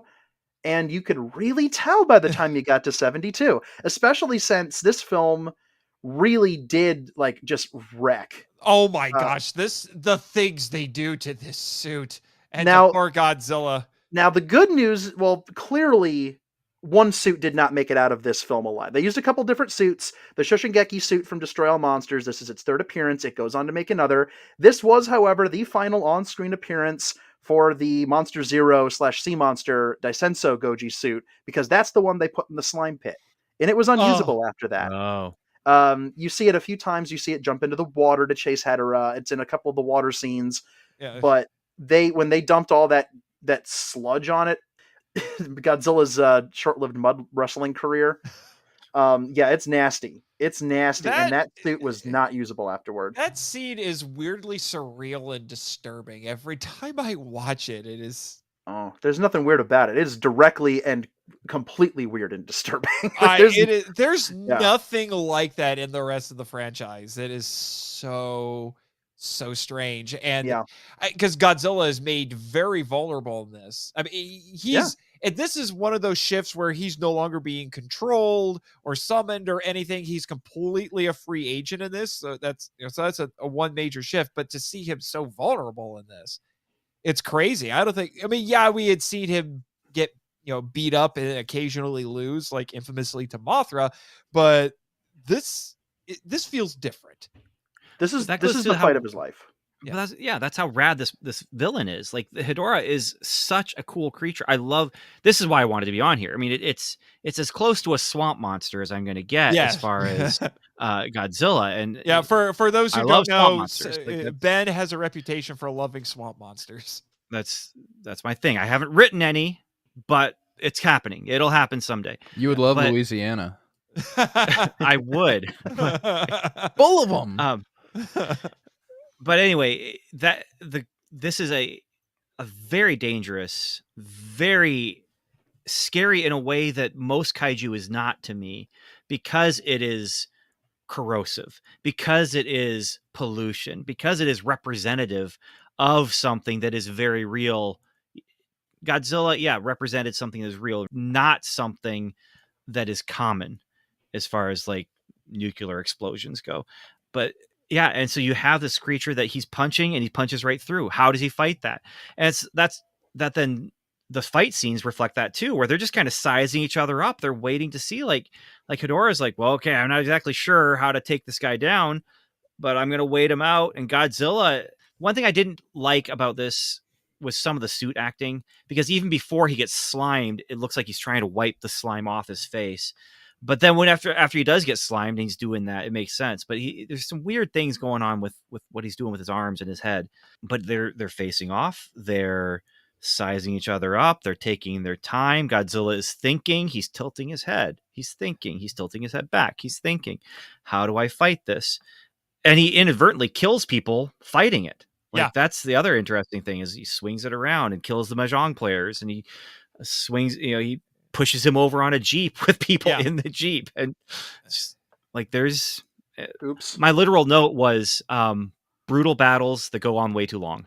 Like that was my note. They do go on for a hot minute, but there's also some kind of funny choices made in this too. Godzilla infamously makes the Ultraman pose. Hey, was that Ultraman hanging in with all the toys? Yeah, that was one of the toys. Yes. Yeah. That was one of the toys. Mm-hmm. It was Godzilla, Ultraman, Hedorah, and Baragon. Okay. Yeah, I think, and I love Nakajima's body language during the sizing up moments where he side shuffles, and he does there's the name for it, and I can't remember, but it's the schoolyard taunt where he wipes his mouth and then moves his arm which Ken mimics at one point. Which Ken mimics, because that was a schoolyard taunt that, if you watch a lot of Japanese television film at the time, there are always like little boy characters that are doing that exact move. It's basically this film's version of Godzilla doing the Shie dance. It's a recognizable thing that like a little punk kid would do to size up his opponent during a schoolyard fight. So like when Godzilla does these weird hand movements and he does like the mouth wipe and then slashes his hand, that's what that is. That is something that any child watching the movie would understand in 1971. Here in America, where I didn't know what the heck that was. That wasn't a thing. To me, it just was like, what is he doing? That was because there are other broader things that I've seen Godzilla do where I'm like, I don't know what that is, but I know it's something. Yeah. But I didn't know what that was when I was a kid either. I was like, that feels intentional, but it almost feels like he's wiping his mouth, like he's got a milk mustache. Like, what's he doing? But that's what that was. It's like it's a schoolyard taunt, and kids would have gotten that at the time. And it was just another way of making Godzilla, like, definitely anthropomorphizing Godzilla and making him even more of a child's kind of superhero. He's literally kind of indirectly compared to Superman in this film. Yes. In the AIP dub, Ken literally calls him a Superman, or no, he says like Superman can beat them all. In the dub, he says Superman beats them all. Which, like, who's your favorite? Superman beats them all. You like Superman? To be honest, a better line probably would have, and an even more surreal line would have been Ultraman beats them all, which would have been really crazy at the time. This is Super Riot Productions. We're going to have to charge you for that. Sorry, you cannot just use that name. But they put the toy in there. They put the toy in there. Yeah, that's free advertising, man. That's what that is. That's what that is. Yeah, And there are ultra monsters actually that pop up in a couple of 70s Godzilla films. One of in Terror of Mechagodzilla, one of the quote unquote dinosaurs that's hanging on the wall in Dr. Mifune's flashbacks is an ultra monster. Yeah. But anyway, funny. going back to this, you're talking about the schoolyard taunt sizing up. Mm-hmm. Well, he says in the, well, at least in the subtitles, it says he's a Superman. Yeah. He says, "Do you like Godzilla?" He's a Superman. And like they're clearly setting up who Godzilla is in this movie. Yeah. Like for me, it's just like, okay, I know exactly what I'm getting into. I mean, his entrance, his first scene in this, if they didn't hammer it home that Godzilla is Japan's hero, his first scene, an actual sunset, and Godzilla walks in with that trumpet fanfare. It's like, yeah, I was like, okay, we get it. This is basically Godzilla against the Japanese flag. The really tired, lazy fanfare. Wah, wah. Yeah, We'll talk about the soundtrack, but we should also, we've been talking around it. You mentioned Nakajima. This movie is also noteworthy because this is the suit acting debut of the late, great Kenpachiro Satsuma. I am very glad I was able to talk about at least one of his movies. Thank you, Danny. Yes. Before his unfortunate passing, he is no longer with us. Yeah. But he made his debut here wearing a 330-pound suit to be Hedorah in this. This suit was surreal. No joke. It's surreal. And he came back in Gigan and to play Gigan, so the same thing kind of happened there. But Satsuma famously played Godzilla in the Heisei series, which is funny because Hedorah, with all the different forms he goes through, basically anticipates the Heisei series because that was a trademark of Heisei monsters, was multiple forms and they would transform throughout the course of the films. And here he is playing opposite his senpai, I guess you could say. The late 60s into the 70s was around the time Nakajima was really taking a lot of his time to nurture the next generation of suit actors. He was working with a lot of novice suit actors on Ultra Q and Ultraman who had no idea what they were doing, and he came in and taught them. He was also, involved with the folks that he was acting opposite with in the Toho films, like Hiroshi Sakita, who was Rodan and Sanda and all that good stuff. So he was actively fostering this environment of learning at Toho and at Tsuburaya for new suit performing talent, for new actors. Because make no mistake, these are not just stunt people; these are actors. These people are actors, and Kengo Nakayama, the name he was acting under at the time, Satsuma, came in, and his story is interesting because he tried to get on-screen speaking roles. And this is something that, again, it's hard to understand if you're not Japanese, but if you've ever listened to Satsuma speak in an interview or maybe talk to him in person, you'll notice that he talks very, very quickly. He has a Kyushu accent. And a lot of the Japanese film industry doesn't cast that accent. At least they didn't at the time.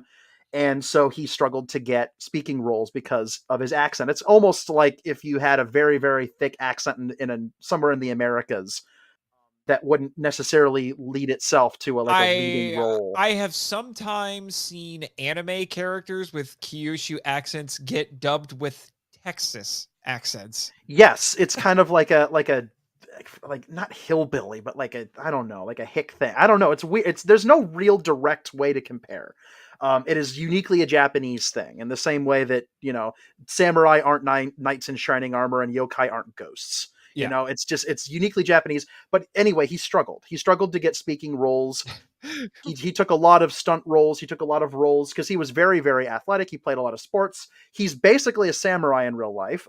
Amazing with kendo, karate. The dude was built, and he was in his 70s when I met him. Yeah, I got a hug from him, and it was like getting hugged by a rock.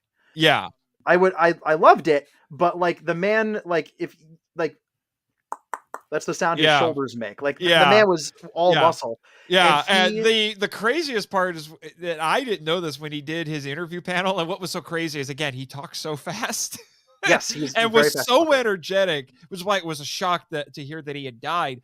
But he was so energetic and talked so fast that I think it was Kyle Young to actually, if I remember right, doing the interview. I think he asked him maybe 2 questions in 50 minutes. He just kept going. He just talked, and it was Yeah. glorious. Yeah, he and talked the about crazy all this part stuff. was he said that when he got the role of Hedorah, he said it was between this and one other role, and he was coy about what the other role was. Basically, I think Nakatsu came a calling with the pink film. Essentially, he never outright confirmed it during that interview that you're referencing, but it is. There's a very good chance that he could have either his career could have taken 2 very different paths, and he took the monster suit career, which probably involved more clothing than the other option. But 330 pounds of it. Yes, because the Hedorah suit was this giant, blocky, almost immobile, purely rubber, blobby, like sweat box of a death trap of a suit. It was insane. It was, and remember, there were a few of them, because Hedorah goes through a couple of distinct phases. The water version was a puppet on wire, and so was the flying version. But Satsuma was required to crawl around Anguirus style in the smaller quadruped landform, and then hold 330 pounds of this giant thing. If you've ever seen photos of him getting out of the suit, it looks like it's 5 times as big as he is, and he's just kind of poking his head out of the middle of it. And you think, how is one person like wide enough inside of this thing to control it and hold it and then emote? Yeah, because it's an amazing performance. He gives Hedorah actual personality. Hedorah is a jerk. Hedorah's got issues. Let's just say that. He's a sadist. Hedorah is full of malicious intention, and it's hard to not see that just while he's standing there, because you've got this big black gray slimy thing and these piercing red eyes, and he really leaned into that, and he gave this creature very subtle movements, very, very subtle. And then when he moved quickly, it was like a shock. It was like, whoa, where'd that come from? And Godzilla even jumps a few times. It's a remarkable performance. It really is. Yeah. And one of my favorite little details about the suit, and I think this is where one of the benefits of seeing the movie in HD, some things probably aren't supposed to be seen in HD, admittedly. But one of the things I appreciate about it is that a little detail is that it looks like the suit has something like, I don't want to say glitter, but something like it that gives it a very slight shimmer to remind the audience, oh, he's made of minerals. Yes. So, which I think is such a great idea. But yeah, and let's finally get this over with. The set story that is the legend that's been going around, that I even have one of my books still perpetuate, a book that was just published a few years ago still perpetuated this. Claimed that Satsuma had appendicitis during filming, and they had to perform the surgery on set while he was still in the costume. Not entirely accurate. He was taking some publicity photos in the suit for the movie, which, by the way, I should have mentioned, this movie was shot in 35 days, which is insane. And Banno actually brought in Honda to watch a rough cut of the movie and then say, hey, can you tell Tanaka to give me a little more time? And then that actually worked. Go Honda. But anyway, so the story is that the surgeon performed that he was actually taking set photos, being interviewed, and then it went straight to the hospital to get treated. So somehow that turned into, they did it actually on set. Where he discovered, and this part is true, that he could not be knocked out with the normal human amount of painkillers. Later on in his life, when he was playing Godzilla, he ended up with really bad dental problems because the Godzilla suits, the Heisei Godzilla suits, especially the early ones, were also incredibly heavy, in excess of 200 plus pounds. And he was grinding his teeth in the suit while he was holding up all that weight. And he couldn't take Novocaine to get his teeth treated because Novocaine didn't work on him because of all the pain he'd put himself through, not just playing Godzilla, but as a kendo master, as a swordsman, as a horseback rider, all this stuff. He was an incredibly athletic guy, and he tortured his body so much in pursuit of his art and his health and in teaching other people and all this stuff that he couldn't be knocked out with laughing gas. Novocaine didn't do anything to him. So whenever he went into the dentist, at least according to stories, he had to have his teeth drilled out without any kind of medication. I don't know if that's true, but that's what I've heard. I'm looking at that now. I'm subtly thinking, what would happen if you threw him at the dentist from Little Shop of Horrors? Would he be excited? Or would it be like Bill Murray, but cranked to about 12? I don't know. Bill Murray cranked to 12 is a terrifying thought in any movie, but in a good way. I would watch that. I would absolutely watch that. But Ken Satsuma, may he rest in peace. Yeah. It's I think it's a fantastic debut that we had here. And although I will admit, and this might be a little bit of a hot take for some people, I do think as fantastic as Hedorah is as a monster in this and as well portrayed as he is in this, I do think Hedorah might be one of the few classic kaiju who could potentially benefit from CGI. Can you imagine like if you had a Hedorah that was constantly undulating and moving around because it's literally a sludgy blob just constantly kind of moving and reshaping itself all the time? Yeah, I've wanted that for years. That was one of the big things that I wanted to see from a sequel to 2014 before we had any word about King of the Monsters. I really wanted a new Hedorah. And I think, this movie also, to an extent, kind of influenced the first MonsterVerse movie a good bit. Yeah, for sure. Because Banno, it was an outgrowth from Banno trying to get sequels to this made for years.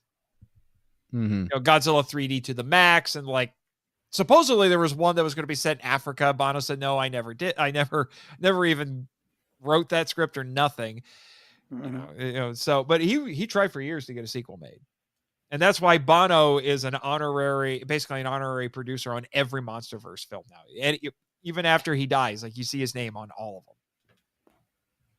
It's been nice to see those posthumous credits. His name is still a part of the package deal, like the rights deal that was negotiated to get the characters. So legally it needs to be there. But it's just lovely. It's genuinely lovely to continue seeing it, especially since in the intervening years, Banno, as much as this might have been blown out of proportion in the intervening 50 plus years, he's gotten the reputation as like this guy who nobody wanted to touch Godzilla again after that first film. Yeah.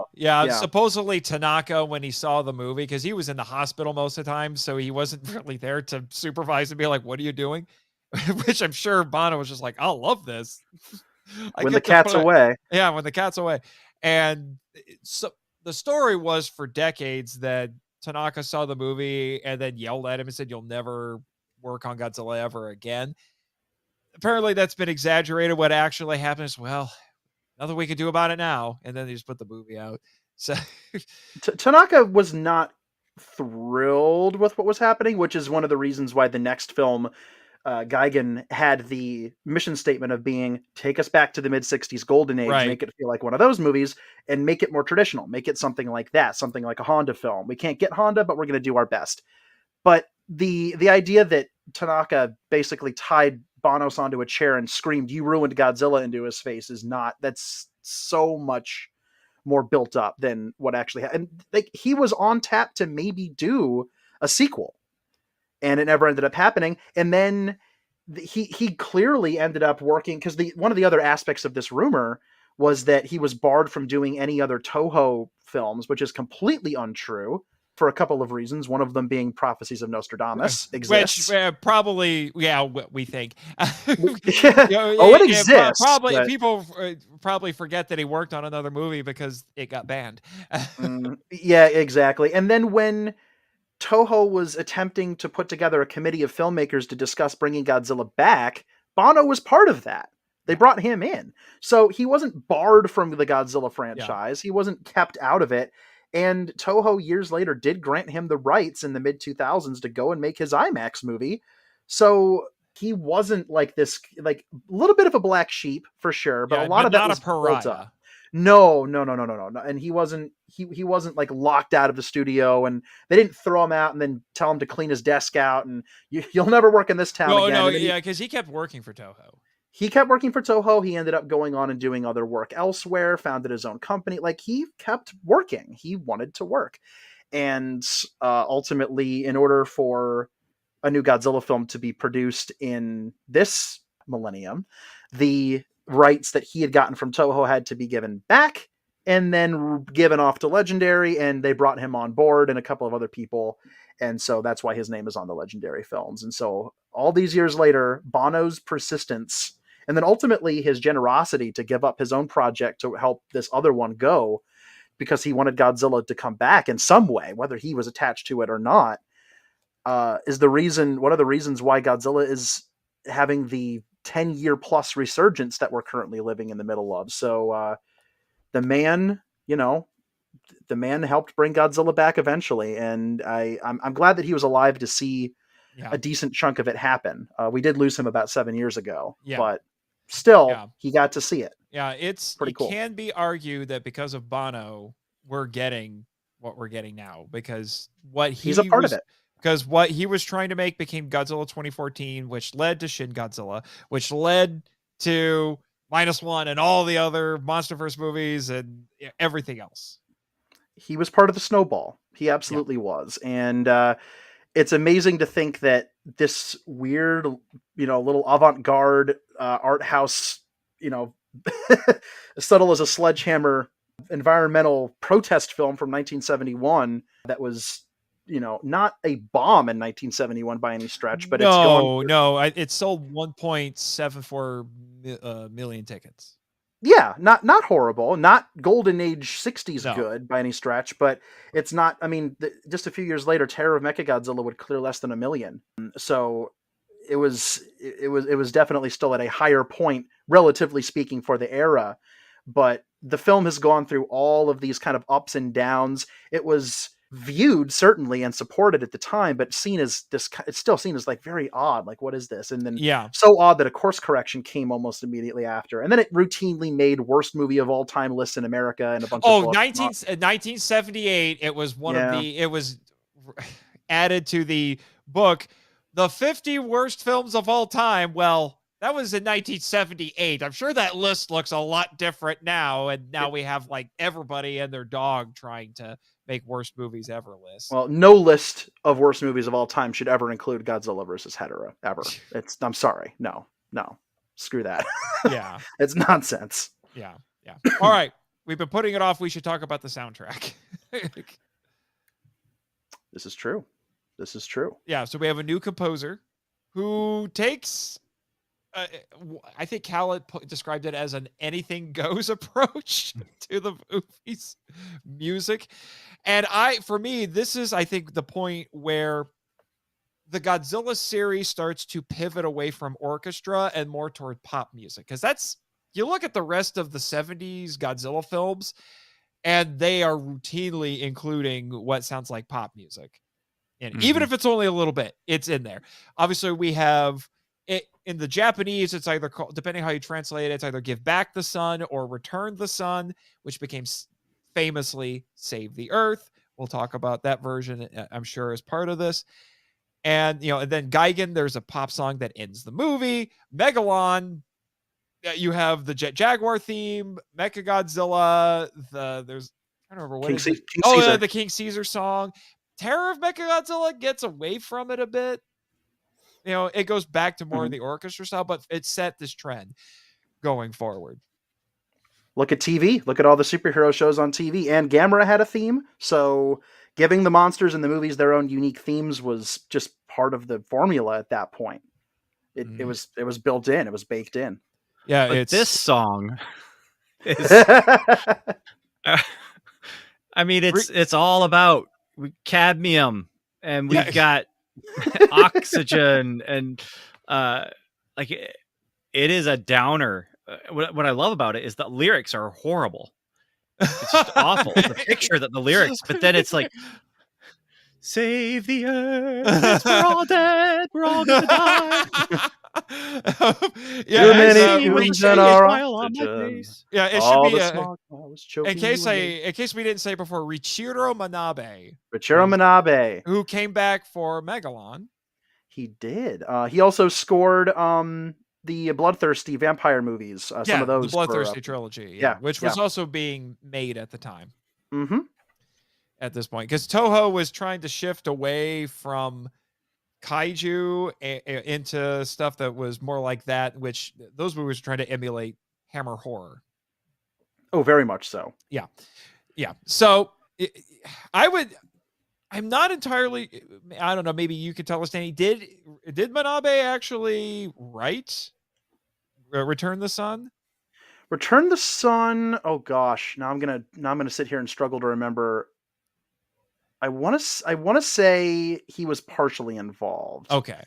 Yeah. It is a catchy little ditty. Little ditty. I love that song in both versions because weirdly enough, so we chatted about it a little bit before, but there are two different versions of that song. If you watch the Japanese and the international dub, it's the Japanese version, which is bring back or give that back the sun or return the sun, and then the Save the Earth English version is in the AIP version, and that's the version that most people kind of remember. But it's landlocked into this lost version. Well, yeah, which is funny that it's kind of become something of an icon. I mean, there's even a Godzilla video game that homages it because it's Godzilla Save the Earth. Godzilla Save the Earth. Like it's part of the iconography of the discography of Godzilla. Like it's one of those things that people absolutely remember, as well they should, because it's awesome. Yeah.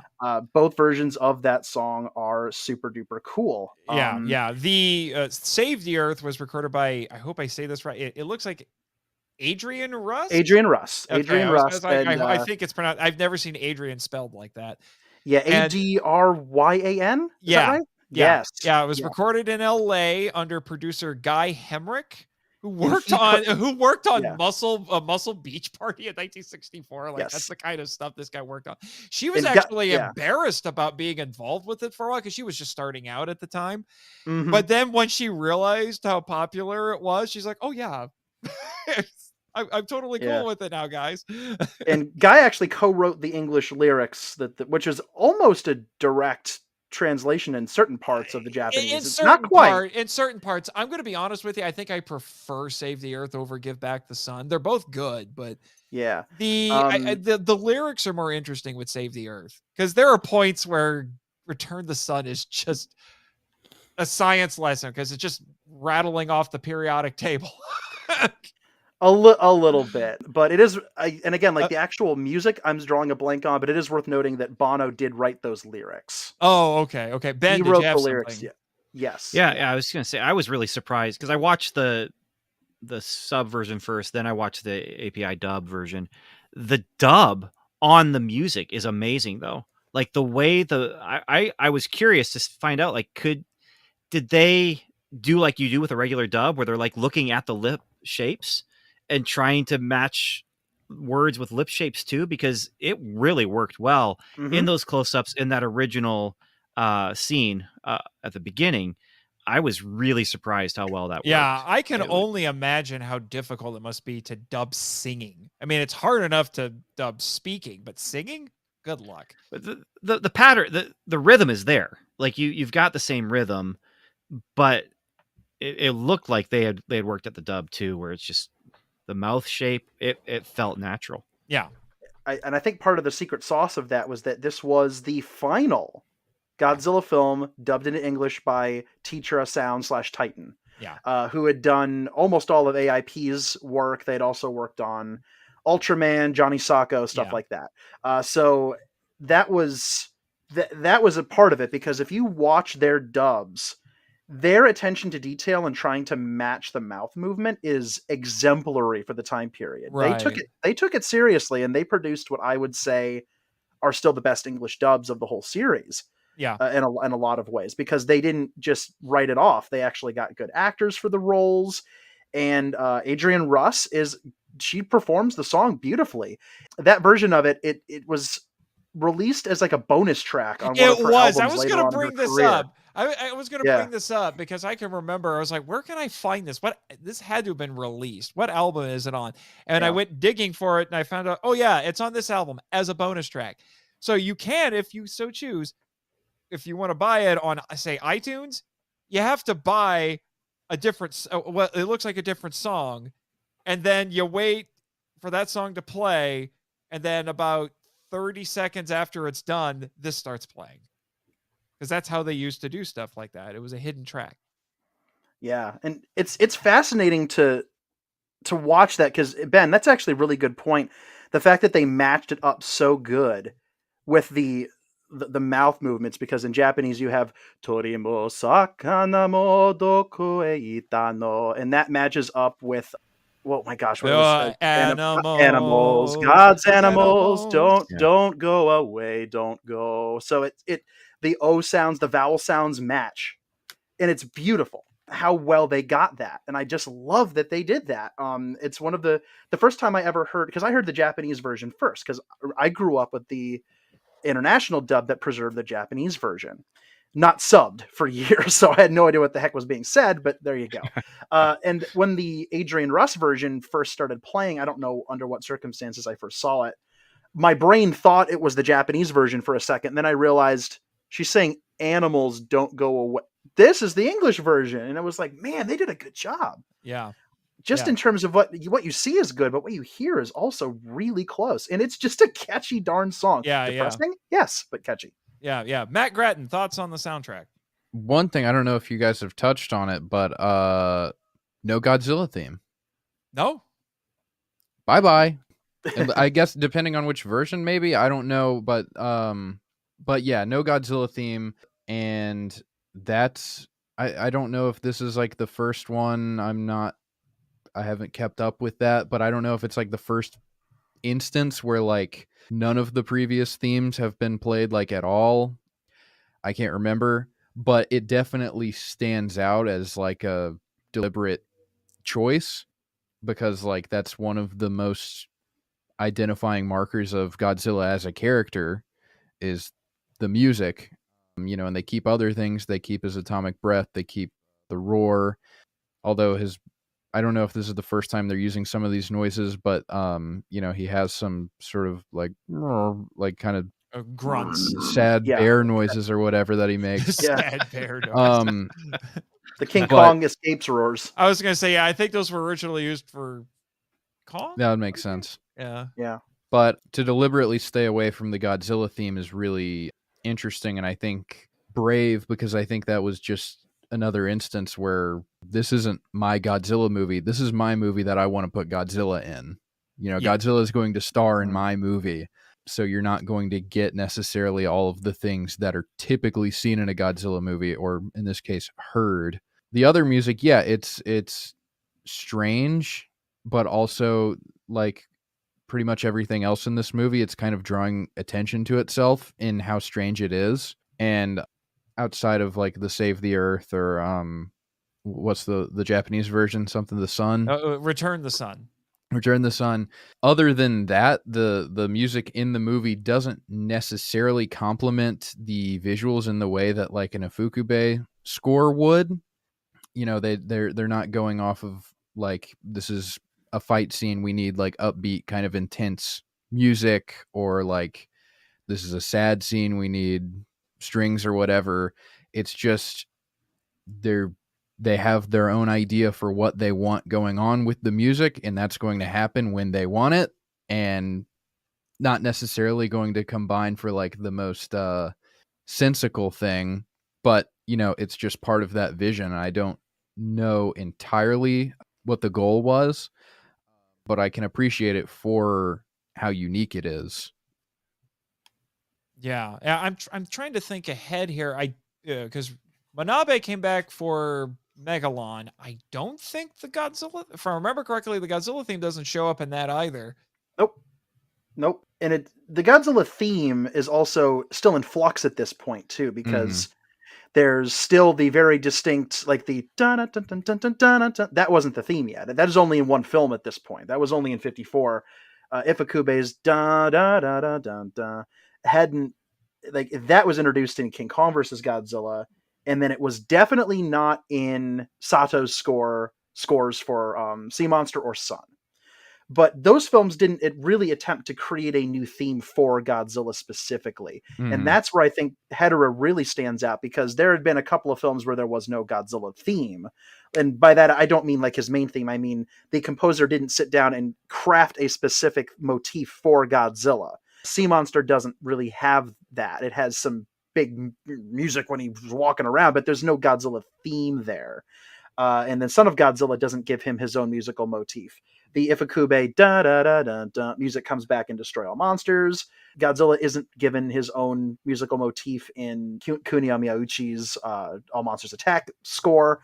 But then you get Hedorah. And I would argue that Hedorah is the first time in the franchise where it's not the first time in the franchise where the Ifukube theme isn't present, but it is, I think, the first time in the films where you could argue that the composer stepped in and said, I'm going to compose a new leitmotif, a new theme for Godzilla that is unique to this film. And that dun dun dun, that march, that bombastic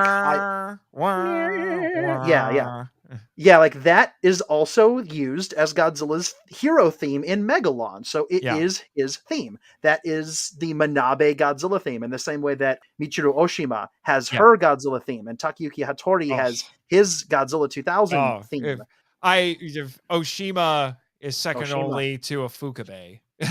in terms of Godzilla composers. And Otani gave Godzilla his own theme. And for what it's worth, Junkie XL did too. He did. It's a riff off of a Fukube, but it is, but it's the same. It counts. The 2014 movie kind of has a Godzilla. Yes. Yeah. Alexander I don't know if it's like Desplat titled that, but yeah, it was. Like that counts. That is Godzilla's motif, because it does. Yeah, that works. I would say that counts. Yeah. And so I think this is the first time that anybody was kind of brave enough to try that. And I think it worked in part because it's weird, just like the rest of the movie. It's memorable, just like the rest of the movie. And it's also at a time when Godzilla had already gone through a couple of films without that Ifukube theme or any of the music at all. This was before Ifukube's themes were being used in movies that Ifukube did not score. Later on, it would become a legacy tradition to just yoink his themes out and put them in any movie. Yeah.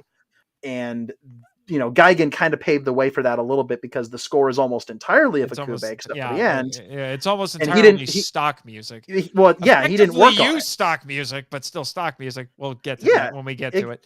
Yeah, but yeah, it's a wacky set of music, and I agree that like there's an element of trailblaziness to what was being done with Manabe's work here. Yeah, it's definitely more subtle compared to a Fukube. Fukube was very bombastic, where other than the really poppy bits, like the music at the party, the music at the club, the theme, and all that, a lot of it just is a lot more subtle. And the other interesting thing about this, we're talking about the soundtrack, but there are points where this movie makes pretty effective use of silence.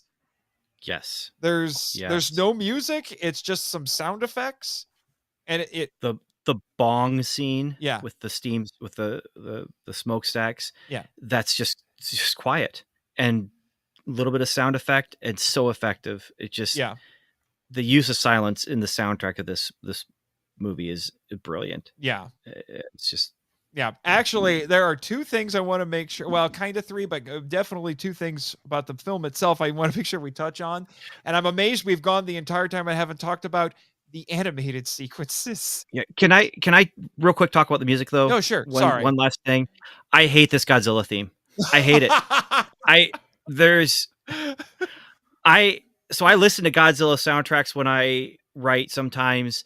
I haven't seen this movie in a few years. I forgot this is what that song came from. In my mind, when those tracks come up, when I'm listening to the theme music, it's the comedy scenes. In my mind, like this is a comic relief scene. And then it starts up in this when Godzilla appears. I'm like, did he just roll out of bed? Like it like this is it's just so plotting but it's not big. I don't know. I that's the one part of this movie that I would say, oh yeah, misstep for me. Yeah. Even as we're getting ready to talk about the animation, that's the one part that is a misstep. You know what? You know what, music. Ben? It's Not after the animation. Yeah, you know what, Ben? It's after the fact, but I'm going to give it to you anyway because that was good. Rentmaster activated. Dear God. Yeah, that's a big Dear joke God. now on all of my podcasts. I'm just going to give it to you just so. Ha just so you can ha say you ha got ha one. ha ha. Oh, ha. Danny, you're just too nice to rant. Okay, we get it. We'll make Rave Master for you because that's what you do. Rave. Yeah. Anyway, Oh my God, I love this movie. There it is. yeah, basically. Anyway, so the animated sequences, I'm amazed we didn't talk about it. They happen often enough that I don't know. Maybe I should sponsor this on, say, the Cellcast with my friends over there because they're an animation podcast, but they got animated sequences in this. I've read that it may have been inspired by manga because manga was getting really popular at the time. The original idea, there was a famous animator, and his name is escaping me, who was what Banno wanted to hire for this film. Oh, and yeah, I didn't write his Walt name down, Disney. Well, that's it. That's it. Walter Lantz. He got close, but ultimately, like, the guy was just like he was not feeling it, and he was like very antisocial and didn't want to like put the work in. So he was like, he didn't like people, so he's like, I can't do this. But he was even more antisocial than Kimura. That's impressive. Oh my God, the animated sequences in this film are just another layer of the weird pie.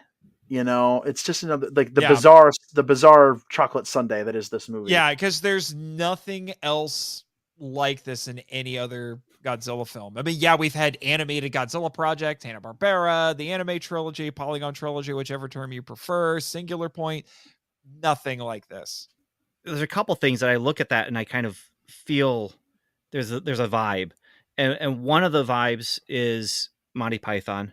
Yeah, in some ways. Yeah. I was gonna say, because this doesn't really feel like anime. It feels more European, to be honest. When the two ladies cross by each other with the Hedorah masks or whatever, and then it turns into the map, like that feels like a Monty Python transition right there. Yeah, Terry Gilliam.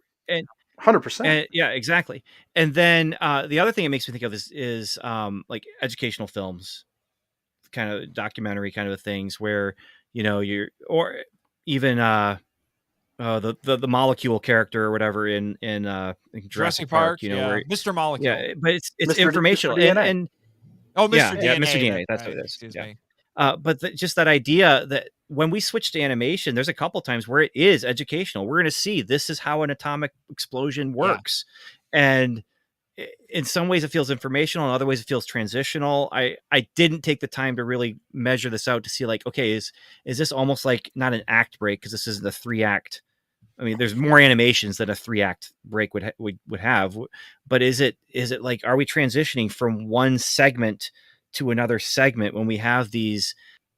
And each one of the animations, though, other than the educational ones, tends to be about pollution and about, the first one is happy. Hedorah's happy, you know, because he's sucking down pollution. And, I was going to say, which goes back to when we saw him in before his first fight with Godzilla, where he's just kind of hanging out over the smokestack and just breathing out. Like he looks like a stoner with a bong, you know, just like. And then Godzilla's his buzzkill. Yeah, I think Godzilla's is his buzzkill. It's just it's fascinating to me, and that's another aspect of why I love this movie so much, is because you have this so out there thing, but it's intentional. So you can say it's out there, but it's not. It's in there. It's in the movie. It's there for a reason. And I haven't seen a good explanation. That's one of the few things where I'm like, I'm doing a little bit of research here. Like, I want to see. And I didn't find anything good about why. And so it's nice. Leaves it up to our interpretation, I guess. But yeah. I'm still trying to figure out who actually did the animation. I would love to know. I used to have the name, and I couldn't find it in time for the broadcast. Yeah, I did have it somewhere. Yeah. In my pile of research I've accumulated over my years of attempting to convert this thing into a book. Yeah, which I've heard you talk about the challenges that go along with this one very specifically. But yeah, Gratton, I know your partner in crime had to take a phone call there really quick, but what are your thoughts on the animation? When I was a kid, I really liked that. I mean, I wasn't raving about it, but as a kid, it sort of welcomed me in. It made me feel a little more comfortable because there was some kind of warm, like, multimedia element that the animated segments give it. Maybe, it reminds me visually a lot of the Yellow Submarine Beatles movie. I don't know if any of you have seen that. Yeah. It's a great movie. That was one of my favorites as a kid.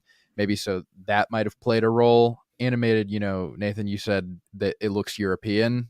Yeah. I agree. Much like Yellow Submarine, it looks like a weird late 60s art house animation.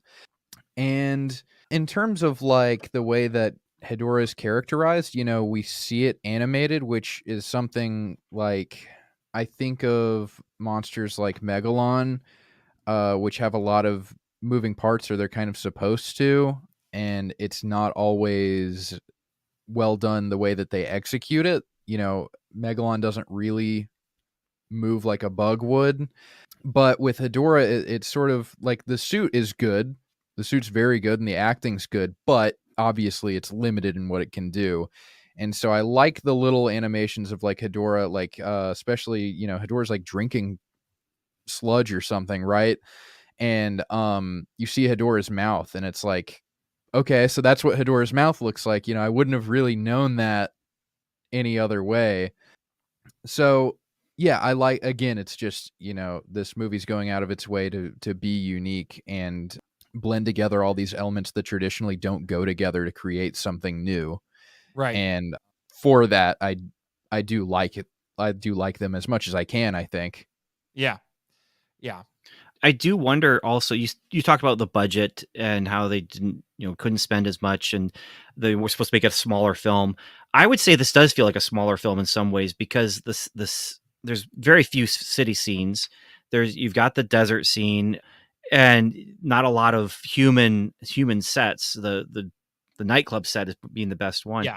I do wonder if some of these Hedorah animations were so that they could do, like you just said, we don't know what his mouth looks like or her mouth or whatever, but we do see it picks up something in drinks, and I wonder, like, were they using the animation to be able to do a bigger scene than their effects budget would allow for? And then also like the gas mask scene, where it's like they're selling Hedorah masks. That's a huge crowd. That's probably the biggest crowd we get, other than the fish head in the nightclub. But the biggest crowd we get is all those people walking down the street, putting the masks on. And I wonder, as I'm trying to think through, like, why did they do that? Why did they do that? And you're talking about the I just wonder if it was a budgetary thing to be able to show something that they couldn't show. Yeah, that wouldn't surprise me. I just wish I one of the books that I read in preparation for this was Stuart Galbraith's book, where he's just grumpy the entire time, and he derisively said that the animations in this looked like they came out of Sesame Street. Wow. They reminded me of the Pink Panther. Huh. Because of the way they did Yeah. the backgrounds and the way the character is animated on the background, it reminded me of that kind of minimalist almost background. Right. And then you have a character, but it would be like if you were watching the Pink Panther movie with Inspector Clouseau, and then it just cuts to the animated Inspector Clouseau. Like, that's the stylistic choice Right. that they've made here. But That's a good comparison. I like that. Yeah, that is an interesting comparison. It kind of gave me some Carl Zeman vibes a little bit. I'm thinking like Baron Munchausen and stuff like that. Again, very European. His stuff was very detailed, though. So it's like if you took some of the weird animated stuff of those films and Wait, the Adventures of Baron Munchausen? yes, not a different one than you're thinking. The one I was going to you ever say see- more Terry Gilliam connections. Yeah, well, there was a different one. There was a different one before that. Okay. Again, Terry Gilliam, but there's a different Baron Munchausen. You ever see Journey to the Beginning of Time? No, that one I haven't seen yet. Okay. Carl Zeman. Look him up. His stuff is amazingly cool. A big influence on Terry Gilliam, one of his big heroes, and you will see it immediately if you look up his work. But if you took that and combined it with the DePatty Freeling style animation, like you would get with Pink Panther, yeah, I can kind of see that. And the cool thing about these animated bits is that they essentially function as political cartoons. Yeah. They're very, very much political cartoons. They're kind of satirizing things in a similar way. They're like, it's almost like somebody animated a New Yorker cartoon or something, you know? I think the part that I think really sticks out as being like a political cartoon is the one of the factory with the with the grabber arms, and it has eyes, and it keeps clamping down. Like every time plants pop out of the ground, it just clamps down. It looks like it's eating it. And then, no greenery. And then it just keeps getting bigger and bigger and bigger. And then Hedorah shows up and just swallows all of it. What's the real monster here? Yeah. You know, that's what it is. And then the monster or the thing feeding the monster. Yes. Which is us. But also that factory. But also us. But the factory is us. The factory is us. And we are the factory I am Hedorah, is us, and we are the factory. Yeah. There's a little bit of Hedorah in all of us. That's right. Micro Hedorah. Oh, that's good. Damn, son, where'd you find this? I see you came prepared. Dueling soundboards. Oh yeah. All right. But now I do think we need to spend at least a little bit of time. We've hinted at it already. We have to talk about the flying scene. It's the most infamous part of. What are you talking about? What flying scene? What are you talking about? Have you been smoking some Hedorah? Did you forget? Wow. Smog Monster blunt. There you go. But the flying scene, the most infamous part of this entire movie, and apparently it wrecks Ben. It's the most. Here's part of the problem. It's the most Godzilla, traditional Godzilla feel of the movie. Like it feels one of another movie. It doesn't feel like it's part of this movie, especially when you have him, the way that they're scrapping, man.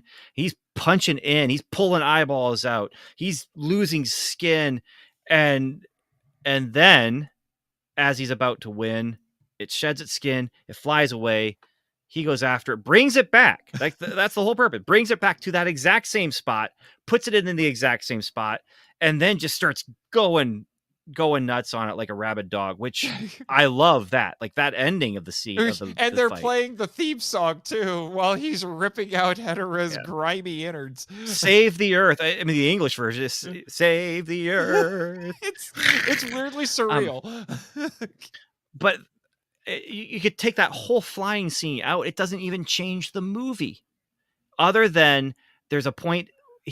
This is where I'm wondering, is this an eye for an eye? I mean, we had a literal eye for an eye, but Hedorah picks up Godzilla, flies Godzilla, drops Godzilla. Well, here Godzilla is doing the same thing. You know, is this meant to rhyme like a George Lucas rhyme? Where Godzilla flies, grabs Hedorah, brings him back, and drops him down, and tortures him some more with the electrical whatever. Him some more. But this is where I'm just like, okay, I take that out because this is getting long already. And then what laws of physics are we following here?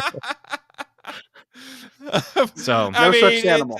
It's the first. It's the Gamera school of physics, I'd say in some ways. Well, I guess the first kind of weirdly inexplicable thing Godzilla did was the Shay dance, and then you had this. Then 2 years later, we had the infamous drop kick. You know, and then it's kind of. That's all I have to say about that. Yeah. Slash end rant. I mean, I'm done. Yeah. Here's the thing. From what I read, the script said Godzilla would do something that was described as a power jump.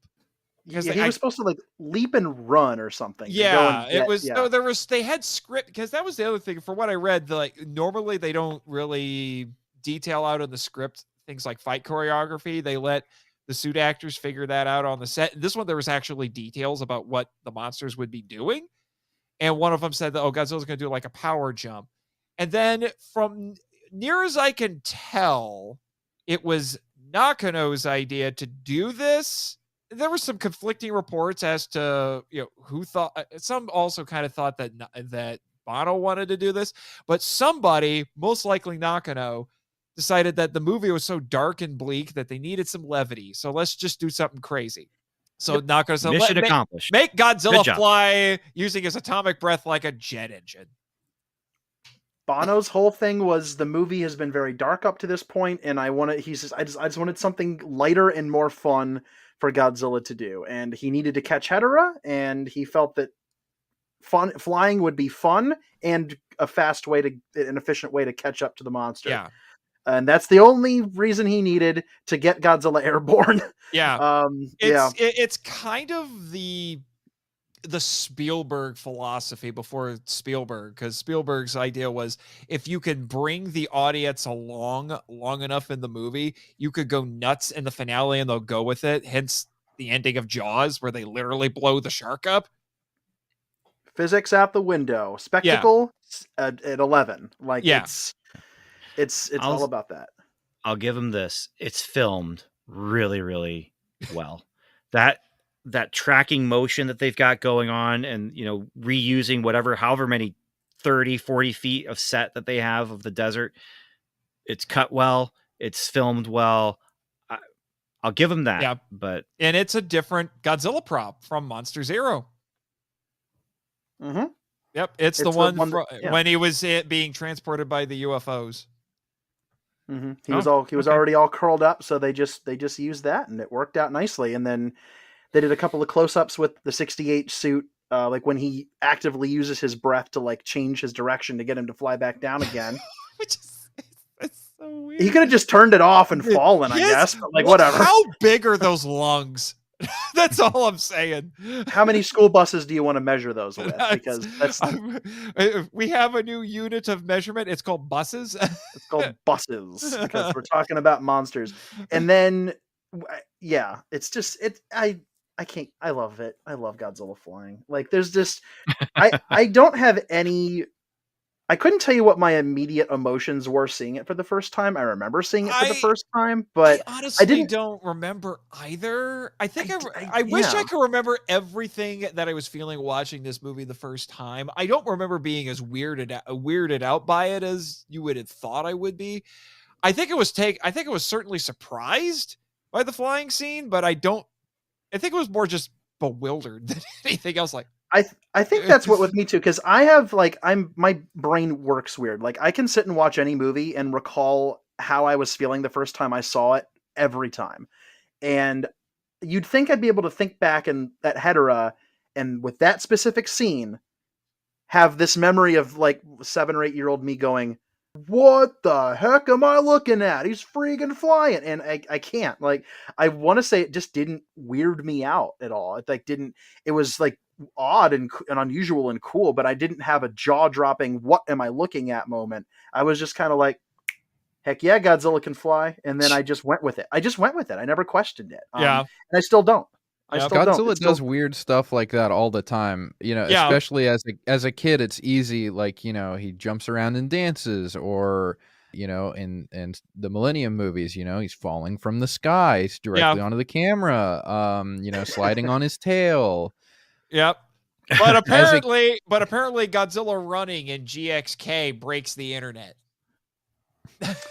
Whatever. I will say though, after 50 plus years, I know it was zero gravity, but it was nice to see Godzilla fly again. True. Did you have something? I went along for this entire movie. For some reason though, this is the point where I'm like, this is a bridge too far. This is the point where I'm like, no. If you look, I love the whole thing until that. Yeah, it had, as you like to say on your shows, it had exhausted all of its gimmies. Yeah, there you go. If you look really carefully under Godzilla during that scene, you can see a little shark underneath him as he's jumping over it. There you go. And then the best part when he gets. Well, I mean, back, given that this came out the same week as Zigra, it might have been Zigra, as far as we know. It's like Yeah. Like Zegra's just swimming along. He looks up. Huh? He jumped. This is the moment when Godzilla jumped the zebra. It There it jumps the is. Zegra. Okay. There you go. Which Uh. it's funny that we're saying that because the YouTube show Death Battle had a match between Godzilla and Gamera, and they brought up the flying thing and make him do it to chase down a flying Gamera. Might as well. It's one of those things If I that remember correctly. Godzilla hasn't done it that much since. He's done it, and it's a move in a couple of video games. It's been referenced in Godzilla Rulers of Earth. Had him fly at one point briefly. So it's not something that's been done since. It is still very. And I mean, I'm half joking about GXK, but he did technically fly around in GXK. No. But he's never propelled himself with his beam in the same way since in a movie. So it still remains something that, with those specific circumstances, has only been done once in this one film, which is something you can say about a lot of things that happen in this movie. Yeah. Yeah. And then he gets back to the end, and that bit with the, can we give a shout out to that poor military guy who's about to have a conniption? because the dang electrodes don't work. He just keeps yelling at all of his incompetent subordinates. Why can't anything go right today? And Godzilla literally looks and shakes his head like this, and then turns it on himself. And yeah, that is true. He kind of like, he's just like, it's like, I gotta do it again. Yeah, here we go. I have to Let's do make it everything around here. Yeah, and then he gives humanity that last look of, yeah, I cleaned up your mess this time. Don't do it again. I have pray I do not alter the deal further. Yeah, and exactly. He's upset about the pollution, though. Like he's upset. He's not happy with this. He's on a crusade in this movie. Like the first time we see him, he's in the water and he's just burning pollution. Well, burning the sludge. He's on a mission. Was that actually happening, or was that all in Ken's head? I don't know. Psychic vision. I tend to believe it. Even if it's in his head, there's truth to it. There's truth in the vision. Okay. Godzilla lives in the ocean is his jam, and somebody's dumping garbage into his home, and he's not happy about it. Yeah. How'd you feel, Nate, if I just drove past your apartment and threw garbage bags in your window? Again. Okay. so you were the one who did. That was me. I'm sorry. I'm not that sorry. Hey, I'm a little sorry. Hey, Jimmy, you got any weaponized drones who could patrol the area around my apartment? Can't talk about it. All right, sure. Thanks, Jimmy. It's probably like Defense Department contracts or something, He doesn't want to talk about it. He never wants to talk about it. He never wants to talk about it. Yeah. Yeah. So, Gratton, I know you talked about it a little bit before. Any final thoughts on the flying scene? Yeah, it's one of I mean, obviously it sticks with me in the way that it probably sticks with a lot of people, but I believe that Yoshimitsu Banno's autobiography was titled "The Man Who Made Godzilla Fly." Yes. Was it really? Yes. Which I love, that's. But to me, that also signifies something like maybe it's not just so much of like a throwaway thing like it might first seem. I was amusing myself just thinking like, what if Jun Fukuda titled his autobiography "The Guy Who Made Godzilla Slide on His Tail and Kick Another Monster"? Like, these other, that's the thing distinguishing this from, other silly moments in Godzilla movies is I think it's maybe a little more deliberate. And that goes back to, I think Hedorah is supposed to be in some ways an updated Godzilla, reflecting the current problems facing the world, sort of replacing Godzilla as like this huge threat to humanity. And in other ways, they're drawing comparisons to the Oxygen Destroyer, Hedorah gets sludge in that fish tank in the doctor's house and it kills all the fish. Very reminiscent of the Oxygen Destroyer. And like we were saying earlier, Hedorah is one of Godzilla's most powerful enemies. I mean, we see Hedorah visibly hurt Godzilla a lot. And you could say, up until this point, the only other thing, maybe Mothra, but the only thing to hurt Mothra or to hurt Godzilla that bad is the Oxygen Destroyer. And to me, Hedorah starts out in the water, just like Godzilla. goes on land like Godzilla does, and then Hedorah flies. And to combat against Hedorah, Godzilla has to get on that level. Somehow Godzilla has to rise to meet the threat of Hedorah. So Godzilla flies, and maybe it was never meant to be looked into that much, but the way I see it is Godzilla's sort of having to evolve to keep up with the times. And for that, I really appreciate it. And obviously it's drawing a lot of attention to itself. When Matt and I did our review of the podcast, we were saying if they wanted to make Godzilla fly, there are a few ways you could do it not this strangely. You could have, I don't know, some other means of propulsion.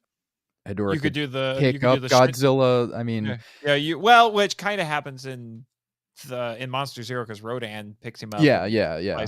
Or you could do the Shin Godzilla thing because they implied in Shin Godzilla he could grow wings. Yeah. But they do it in a deliberately, and maybe it was just so that they could fit that prop that they already had. But it's a very bizarre way to make Godzilla fly. Of course, now we think of Godzilla flying. This is what we think of. But back then, if you said, okay, Godzilla's going to fly in this scene, decide how to do it. You'd really have to be like, okay, but for him to curl up and blow his fire breath and that shoots him backwards in the air, it's such a weird way of doing it. And it's not shying away from how weird it is or how different it is. And the fact that Yoshimitsu Banno years later would claim that proudly as the man who made Godzilla fly makes me think that it is not just really a throwaway moment.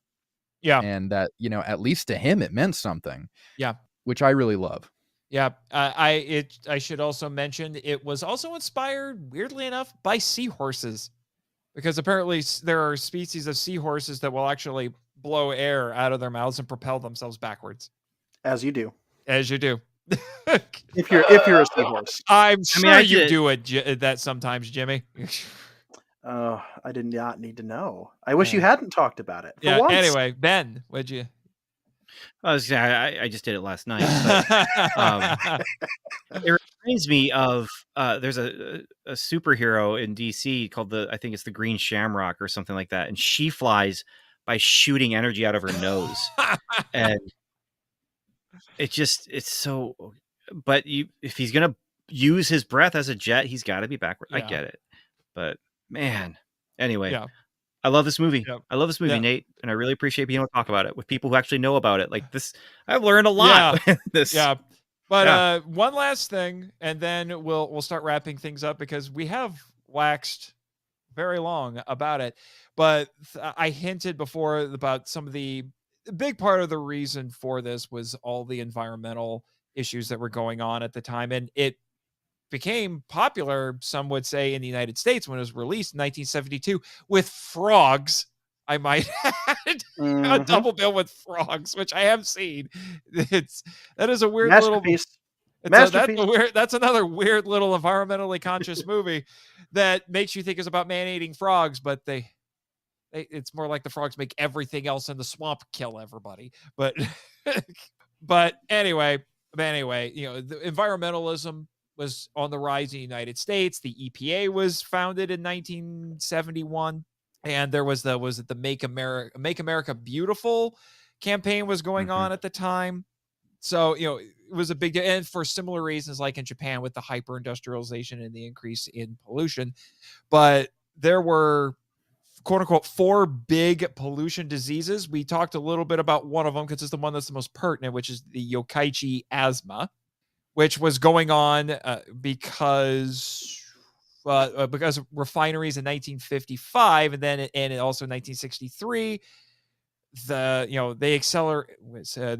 Japan was switching over from coal to petroleum as their primary energy source, and they were getting that oil from the Middle East, and it was 2% sulfur, and that was being exhausted as white smog all over the place, and it caused respiratory problems, afflicting 5 to 10% of the people aged 40 with bronchitis, and which was only at 3% in non-polluted areas. And in 1956, there was a huge increase in chronic obstructive pulmonary disease, chronic bronchitis, pulmonary emphysema, and bronchial asthma. And they did make taller smokestacks to deal with it, but it just spread it out on a wider. There was even a class action lawsuit with 544 people filed against Showa Yokkaichi Oil that was adjudicated in September 1970. So less than a year before this movie.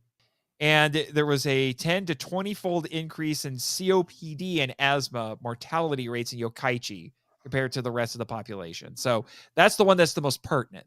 But you also had itai disease, which translates as it hurts, it hurts. This was this was in 1912, and it was because of cadmium, which was mentioned in the song.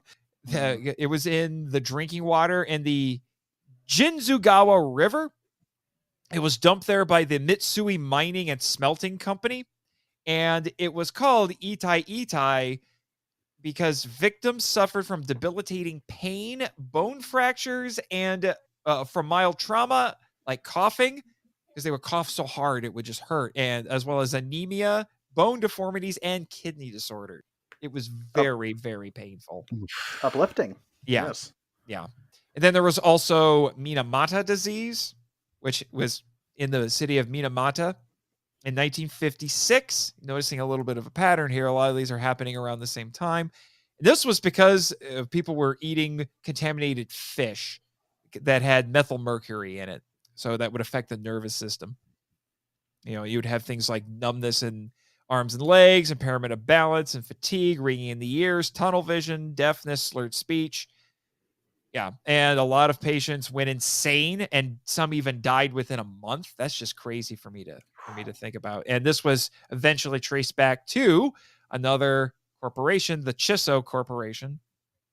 And then you also had the Niigata Minamata disease, which was similar, but it was in the Niigata prefecture in 1965, but they were able to figure this out and contain it before it got too far. But the medical department of Niigata University investigated the incident and determined that several things could have been the cause, but most likely it was methyl mercury dumped into the Agano River by the Showa Denko factory. Again, noticing a pattern here, hyper-industrialization, cause of all of these. So that was what was all in the headlines and led to the creation of this fascinatingly weird little movie. Yeah, this is the result of a country that industrialized so fast. Their economy like all of the stuff that was making the economy boom in the late 50s and throughout the 60s, and was informing, because again, if you want to get an interesting snapshot of Japan at any point, take a look at the Godzilla movies they were making, right? Yeah. You can get a good, it's weird to say, but like we get this stuff. You look at the art in general, but like the Godzilla movies are fascinating. So the stuff that in the early to mid 60s was creating, you know, like the anti-crony capitalist stuff that was in King Kong versus Godzilla and Mothra versus Godzilla, all these businesses, and all this stuff that eventually starts to get hinted at with because it's also, you mentioned it before, it's also kind of remarked on and dealt with in Godzilla's Revenge / All Monsters Attack. Yeah. Because even Gigan subtly talks about it a bit. Yeah. With using stock footage from this movie. Yeah, but little Ichiro, like, it's very likely that like a lot of those school children, their parents probably work at those factories. Yeah. Ichiro's parents don't, but like it's possible that other ones do. And at the beginning of the movie, you see this poor little boy and all these kids wandering around in this giant city, and you see the smokestacks in the background just belching out all of this future Hedorah food. That's what it is. And that's the very real world. You know, there's a reason why the visual dichotomy in that film works so well, because the real world is so gray and smoggy and gross, and then Monster Island is so colorful. Hedorah is kind of like the logical conclusion to that idea a little bit. So it basically takes that, even though it's not directly dealt with, because that movie is very much about how it affects the children. This is how, you know, that folly creates monsters. That's what Hedorah is about, in the same way Gojira is. So all that stuff eventually led to what happened in the 1970s that made stories like Hedorah feel important and necessary for Banno to tell. He Right. wanted to tell that story. Right. And whether it was, you can directly trace it back to this or the other environmentally conscious things that were coming out at the time in Japanese pop culture, it had an effect because Japan did get its act together, and by the end of the 70s, they had cleaned up most of the issues. It was They almost turned it around night pretty and day. fast. Yeah, they turned it around really fast, and so it worked. I hope Banno was pleased with that. I mean, he famously said he compared pollution to murder. So yeah, it's you know, I wonder if he ever thought to himself that maybe his weird little protest movie had some kind of an impact on it. You know what I mean? Whether certainly it did left or an not. impression on everybody who saw it. Like, that's the thing about Godzilla versus Hedorah, is it's always going to be an outlier in the series. It's always going to be this singular vision. It's always going to be this weird thing. Some people are really going to connect with it and love it like we do. And some people just might not. But nobody who has ever seen it will ever forget it. Yeah. And that's what he was going for. I would be overjoyed to find out that there were Japanese politicians passing legislation to clean up pollution where there's like, you know why we have to do this, guys? Because I saw Godzilla fly. And I don't want to see it happen again. Banno's like, I'll do it again if you don't clean up your act. Oh, and the river, please clean that up too. Or I'm gonna make Anguirus fly next. Yeah, and then I'm gonna make a movie that has some weird zombies in it, and then it's gonna get banned, and no one will ever see it. Unless you're us. Unless unless you're weirdos. us. Tracking it down. Godzilla versus Hedorah, won't you? Yeah. What? I mean, hey, I have done an episode on Prophecies of Nostradamus that makes a great companion piece to this. There you go. Honestly, the movie Prophecies of Nostradamus makes a good companion piece to Hedorah. It does. That would be a very interesting double feature. But anyway, before we start tangenting a little too long, let's start wrapping things up.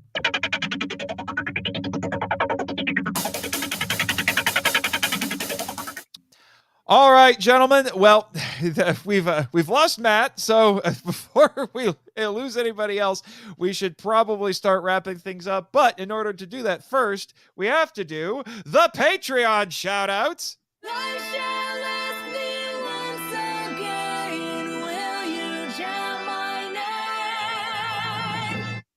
Some loser named Danny DiManna, author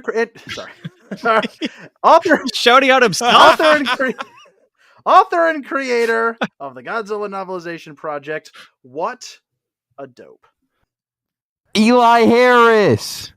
Bex from Redeemed Otaku. David Noyes. The Cellcast. Eric Anderson. Ted Williams. Winja the Ninja. Hiya. Brad Batman Edelman. Christopher Reiner. The indiscreet one. Jay Cambrick. Edwin Gonzalez. Matthew Walsh. But not that Matt Walsh. Jonathan Courtwright. Leon Campbell. Michael Watson.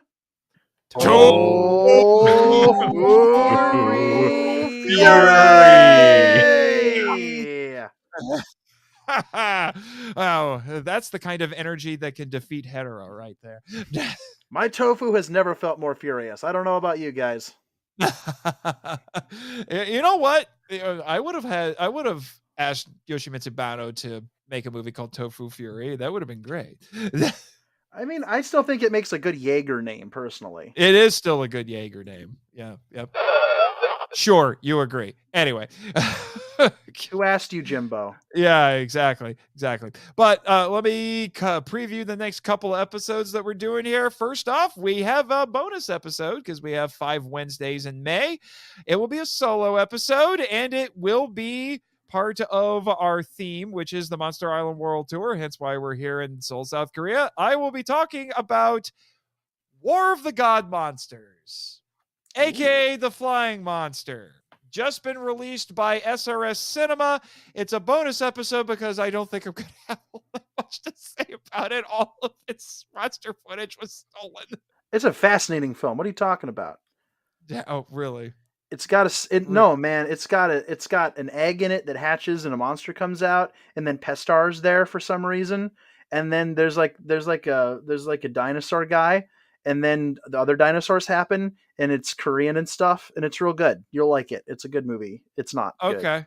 No, it's okay. For those who don't know, all the monster footage is stolen from Ultraman. It is a bizarrely all stupidity and jokes aside, it is a weirdly fascinating little relic of a film. It really. Well, is. you know what, Danny? Oh, Write me an email and I'll read it on the air.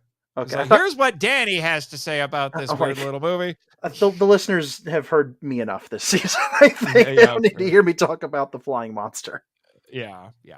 And then, oh boy, we have to go a little north because we have to talk about Pulgasari.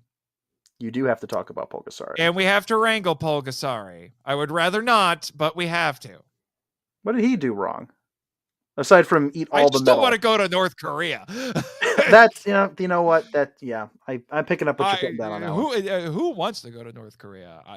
Unless you're Dennis Rodman, I guess. But wow. It's ironic that the only North Korean monster really wants to eat. He's really hungry. Much like some of the other occupants of North Korea. This is very true. Also, yet another Satsuma performance. So you're kind of getting two Satsuma performances in a row here. That wasn't necessarily planned. That's just how we're. Yeah. Hedorah and that one time he was kind of kidnapped. Yeah, this is. Yeah, I was gonna say the movie.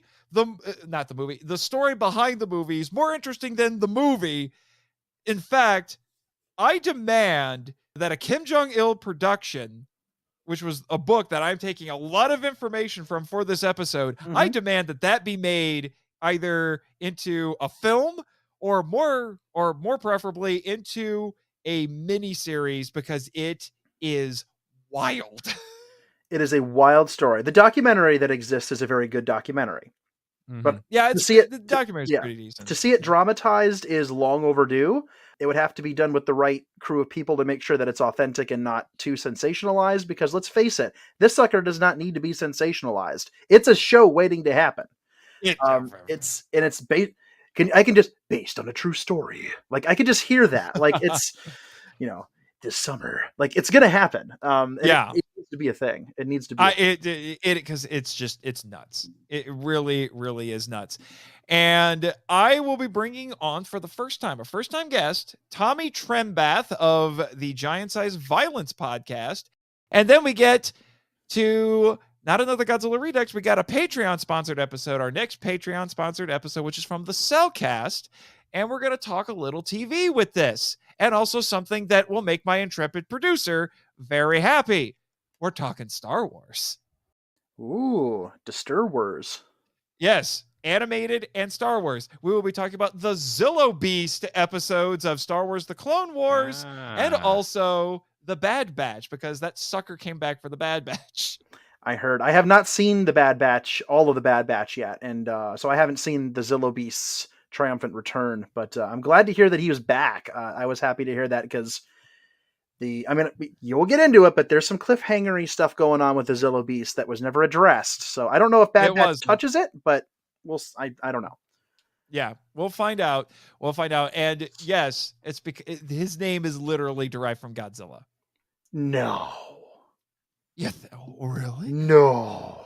Huh? No way, dude. What? Oh. That's crazy. Now I want to know if he was called, in like the Japanese dub for this show, if he was called like Jiro, the Jiro Beast, Jiro Beast. that would make sense. Ben, have you seen Clone Wars or Bad Batch? Not Bad Batch. I did see the Clone Wars episodes. Yeah, so you know what I'm talking about. Yeah, yep. I've only seen the first season of Bad Batch, so I don't know why he's in the Bad Batch, but he's in the Bad Batch. Well, there might be an explanation if you look at the cliffhanger from the Clone Wars episodes, but I won't say anything because I feel like that's good material for the episode. So I'll let you guys discuss that. Yeah, for sure. All right, and now we come to the all-important and apparently highly memeable shameless self-promotion. All right, we got a lot of people here. Take it away, fellas. Go for it, Ben. You first. Sure, I'll go first. You can find me at welcometolevel7.com. That's a Marvel Cinematic Universe podcast. Upfromtheashes.com, which is a podcast about bad sci-fi TV with big sci-fi ideas. Strangersandaliens.com, which is about faith and fantasy, science fiction, spirituality. And benavery.com, where you can find my comic books, my novel Ghosts of the Future, and you can also sign up for my email newsletter, which I don't do anything with right now, or do much with anyway. Yeah, those are the things. And if you can't remember the podcast names, benavery.com, there's links to all of them. Ben, you forgot the other important thing. The anthology. Oh, well, and there's the anthology that I edited called Time for Everything, which also has a story featuring Nate Marchand. Yeah, I was going to say, I've been plugging it on the show a bit. So I'm like, I've got the guy who put the whole thing together on. We got to name drop it at least a little. Yeah. A Time for Everything. Available on Amazon. Paperback and hardback. Yeah. Man, that hardback is nice. Yeah, it's expensive, but it's nice. I should get it. I have the paperback. All right. Gratton, you haven't been on the show for a while. No. Yeah, I run a podcast with my friend Matt, who died a few minutes ago. But we have a podcast called Giant Monster BS. You can guess what the BS stands for. Bachelor of Science? It's been close. It's actually but we've run this podcast for several years. It's called Giant Monster BS, and you can find it anywhere you get podcasts. And we do movie reviews, believe it or not, about giant monster movies. And if you want to see what we post on Twitter, you can follow us on x.com. I think it's still twitter.com right now, but I'm sure that'll change soon. It's follow our Twitter. I don't update unless we post new episodes because I'm not good at using Twitter. I would just get in arguments with people, so I deleted it off my phone. So now you can find out. Yeah, you can follow us and find out every time a new episode is uploaded, and only that. Other than that, Matt and I also have a YouTube channel called He's Past. If you want to follow our YouTube channel, we don't usually plug that, but that is where most of our creative effort goes into. We post funny videos about 4 times a year, and we post short films and stuff. And if you want to know what we're up to, go there. Goodbye.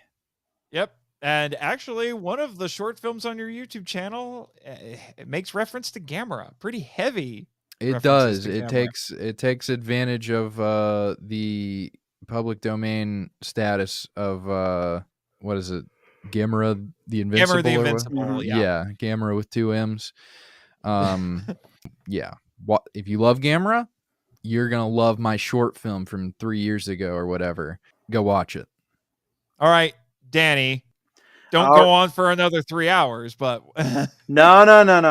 We're gonna keep this short and sweet. Y'all, I've been on this season enough that you guys, if you didn't know before, you've definitely heard me talk about it plenty of times so far over the last few months. I am the creator and author of the Godzilla Novelization Project, which is an ongoing creative endeavor to novelize all the Japanese Godzilla films in English for free, and to share all of that completely free with everyone on GodzillaNovelizationProject.com. Clever name, I know. All of the books and short stories and such are archived there, along with blogs and some other interesting stuff like Godzilla timelines. I actually just recently, I haven't publicized this yet, but I I added a big bunch of changes to the MonsterVerse timeline to accommodate for some of the GXK and Monarch lore. So I haven't publicized that yet, but I did make some changes. Hoping to have some cool stuff to celebrate Godzilla's 70th anniversary up this year, including new chapters for the 1954 novelization, a couple of other anniversary-style novelization updates, maybe 1 or 2 more new short stories, and I've got some really cool writing projects going on in the background that I'm going to be talking about at a later date when I have more information. I see Nate desperately trying to find a drum roll sound effect. Yeah, Jimmy. Oh, Jimmy, baby, a triple! Oh, yeah! I was Does that say, work? Jimmy, It works better than I ever could have imagined. Yeah. Jimmy keeps telling me I need to add a drum roll. Oh man, but yeah, and in addition to that, you can find fiction that I published out there. You can find academic articles that I've published out there for various magazines. This year, I can't get too into it yet because at the time of this broadcast, we're not allowed to talk about it, but I'm going to be a busy bee at G-Fest this year. We all are. Yeah, we're all going to be pretty busy, but I ended up with a pretty decent chunk of panels, so you'll be seeing me a lot there this year, which is always an honor. We're on 2 of them. Yeah, that's right. Yeah, it's always an honor to get to do those panels. I just love that I have the opportunity to do that stuff. So definitely be on the lookout for the rest of the year because I've got some cool stuff coming up here. Some stuff I'm collaborating on with some people. And then you can hear me voice acting in a few places. You can hear me singing in a few places. Nate, I've sung for you once. Yep. I sang for Kim last year. And then last year I did our friend Elijah Thomas's Kaiju Conversation rap theme. Which Gratton had a hand in making. He sure did. It was absolutely a fun thing to do. So I'm kind of all over the place. I just like to have fun and do all kinds of stuff. Yep. If you wanna laugh at me, definitely go to srs.com and buy Zillafoot on Blu-ray, where you will see me impersonating Nathan. No, I'm kidding. That's not true. But I do. I did wonder. No, I watched it. I did wonder. I would have been a lot more. I would have gesticulated a lot more if it was. Hello, Kaiju Lovers. But no, I am in Zillafoot. I'm in a Kaiju movie. Pretty silly. Actually, and I told Gratton this, but SRS actually just released a movie that's perfect for him and Matt because it's both of their podcasts put together.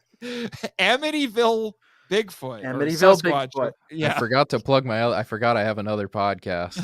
There you go. Yeah. Crap. It's Amityville. It's only in Amityville. Yeah, that's right. Yeah. It's an October exclusive podcast that happens once a year. We do a handful of movie reviews and we shotgun them out during the month of October. Yeah. It used to be Amityville only movies. Now we've branched out to art house horror, cult horror. We've done a lot of stuff. Because there's an obscene number of Amityville related movies, not all of which are part of the Amityville horror franchise. Most of them are not. Barely any of them are. Yeah. Check out my author website, nathanjsmarchand.com, for more updates for me as a writer, not necessarily as a podcaster. Also, check out Henchman and Power Trip, both of which just wrapped up. And the just announced on the final episode of Henchman very specifically, a new spin-off fusion podcast, I guess you could call it, called Henshin Power V3, which should be starting, hopefully, if all goes as planned, on Ultraman Day, July 10th, later this year. All right, that's all the important stuff. So it's time to cue the credits.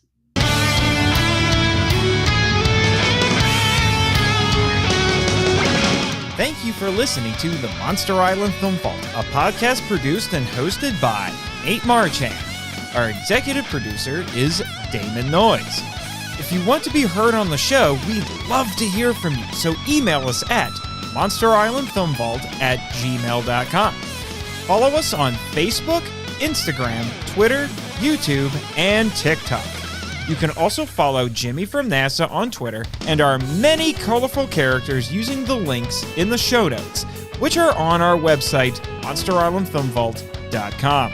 Don't forget to join our official Facebook group and Discord server, The Markalite Lounge. Our podcast logo was designed by Rebecca Hudgens. Follow her on Twitter and Instagram at super_r_illustrations. Sound effects sourced from freesound.org and created by JP Gant. Our theme song is Wanderer on the Offensive, live edit by B33J, Sarax, Juan Madrono, and Nonsensical Lexus, which is a remix of Counterattack and The Opened Way by Kowatani from Shadow of the Colossus. Additional music includes Every Country Has a Monster, performed by Jonah Ray, and Chant My Name, a cover by Second Archive of the song by Masaki Endo. All film and audio clips belong to their respective copyright holders, and no infringement is intended or implied. Please rate and review us on Apple Podcasts, Spotify, and/or Podchaser to spread the word about the show. You can even support us by joining MIFV Max on Patreon. MIFV is a Moonlighting Ninjas media production and a proud member of Pod Nation. Sayonara!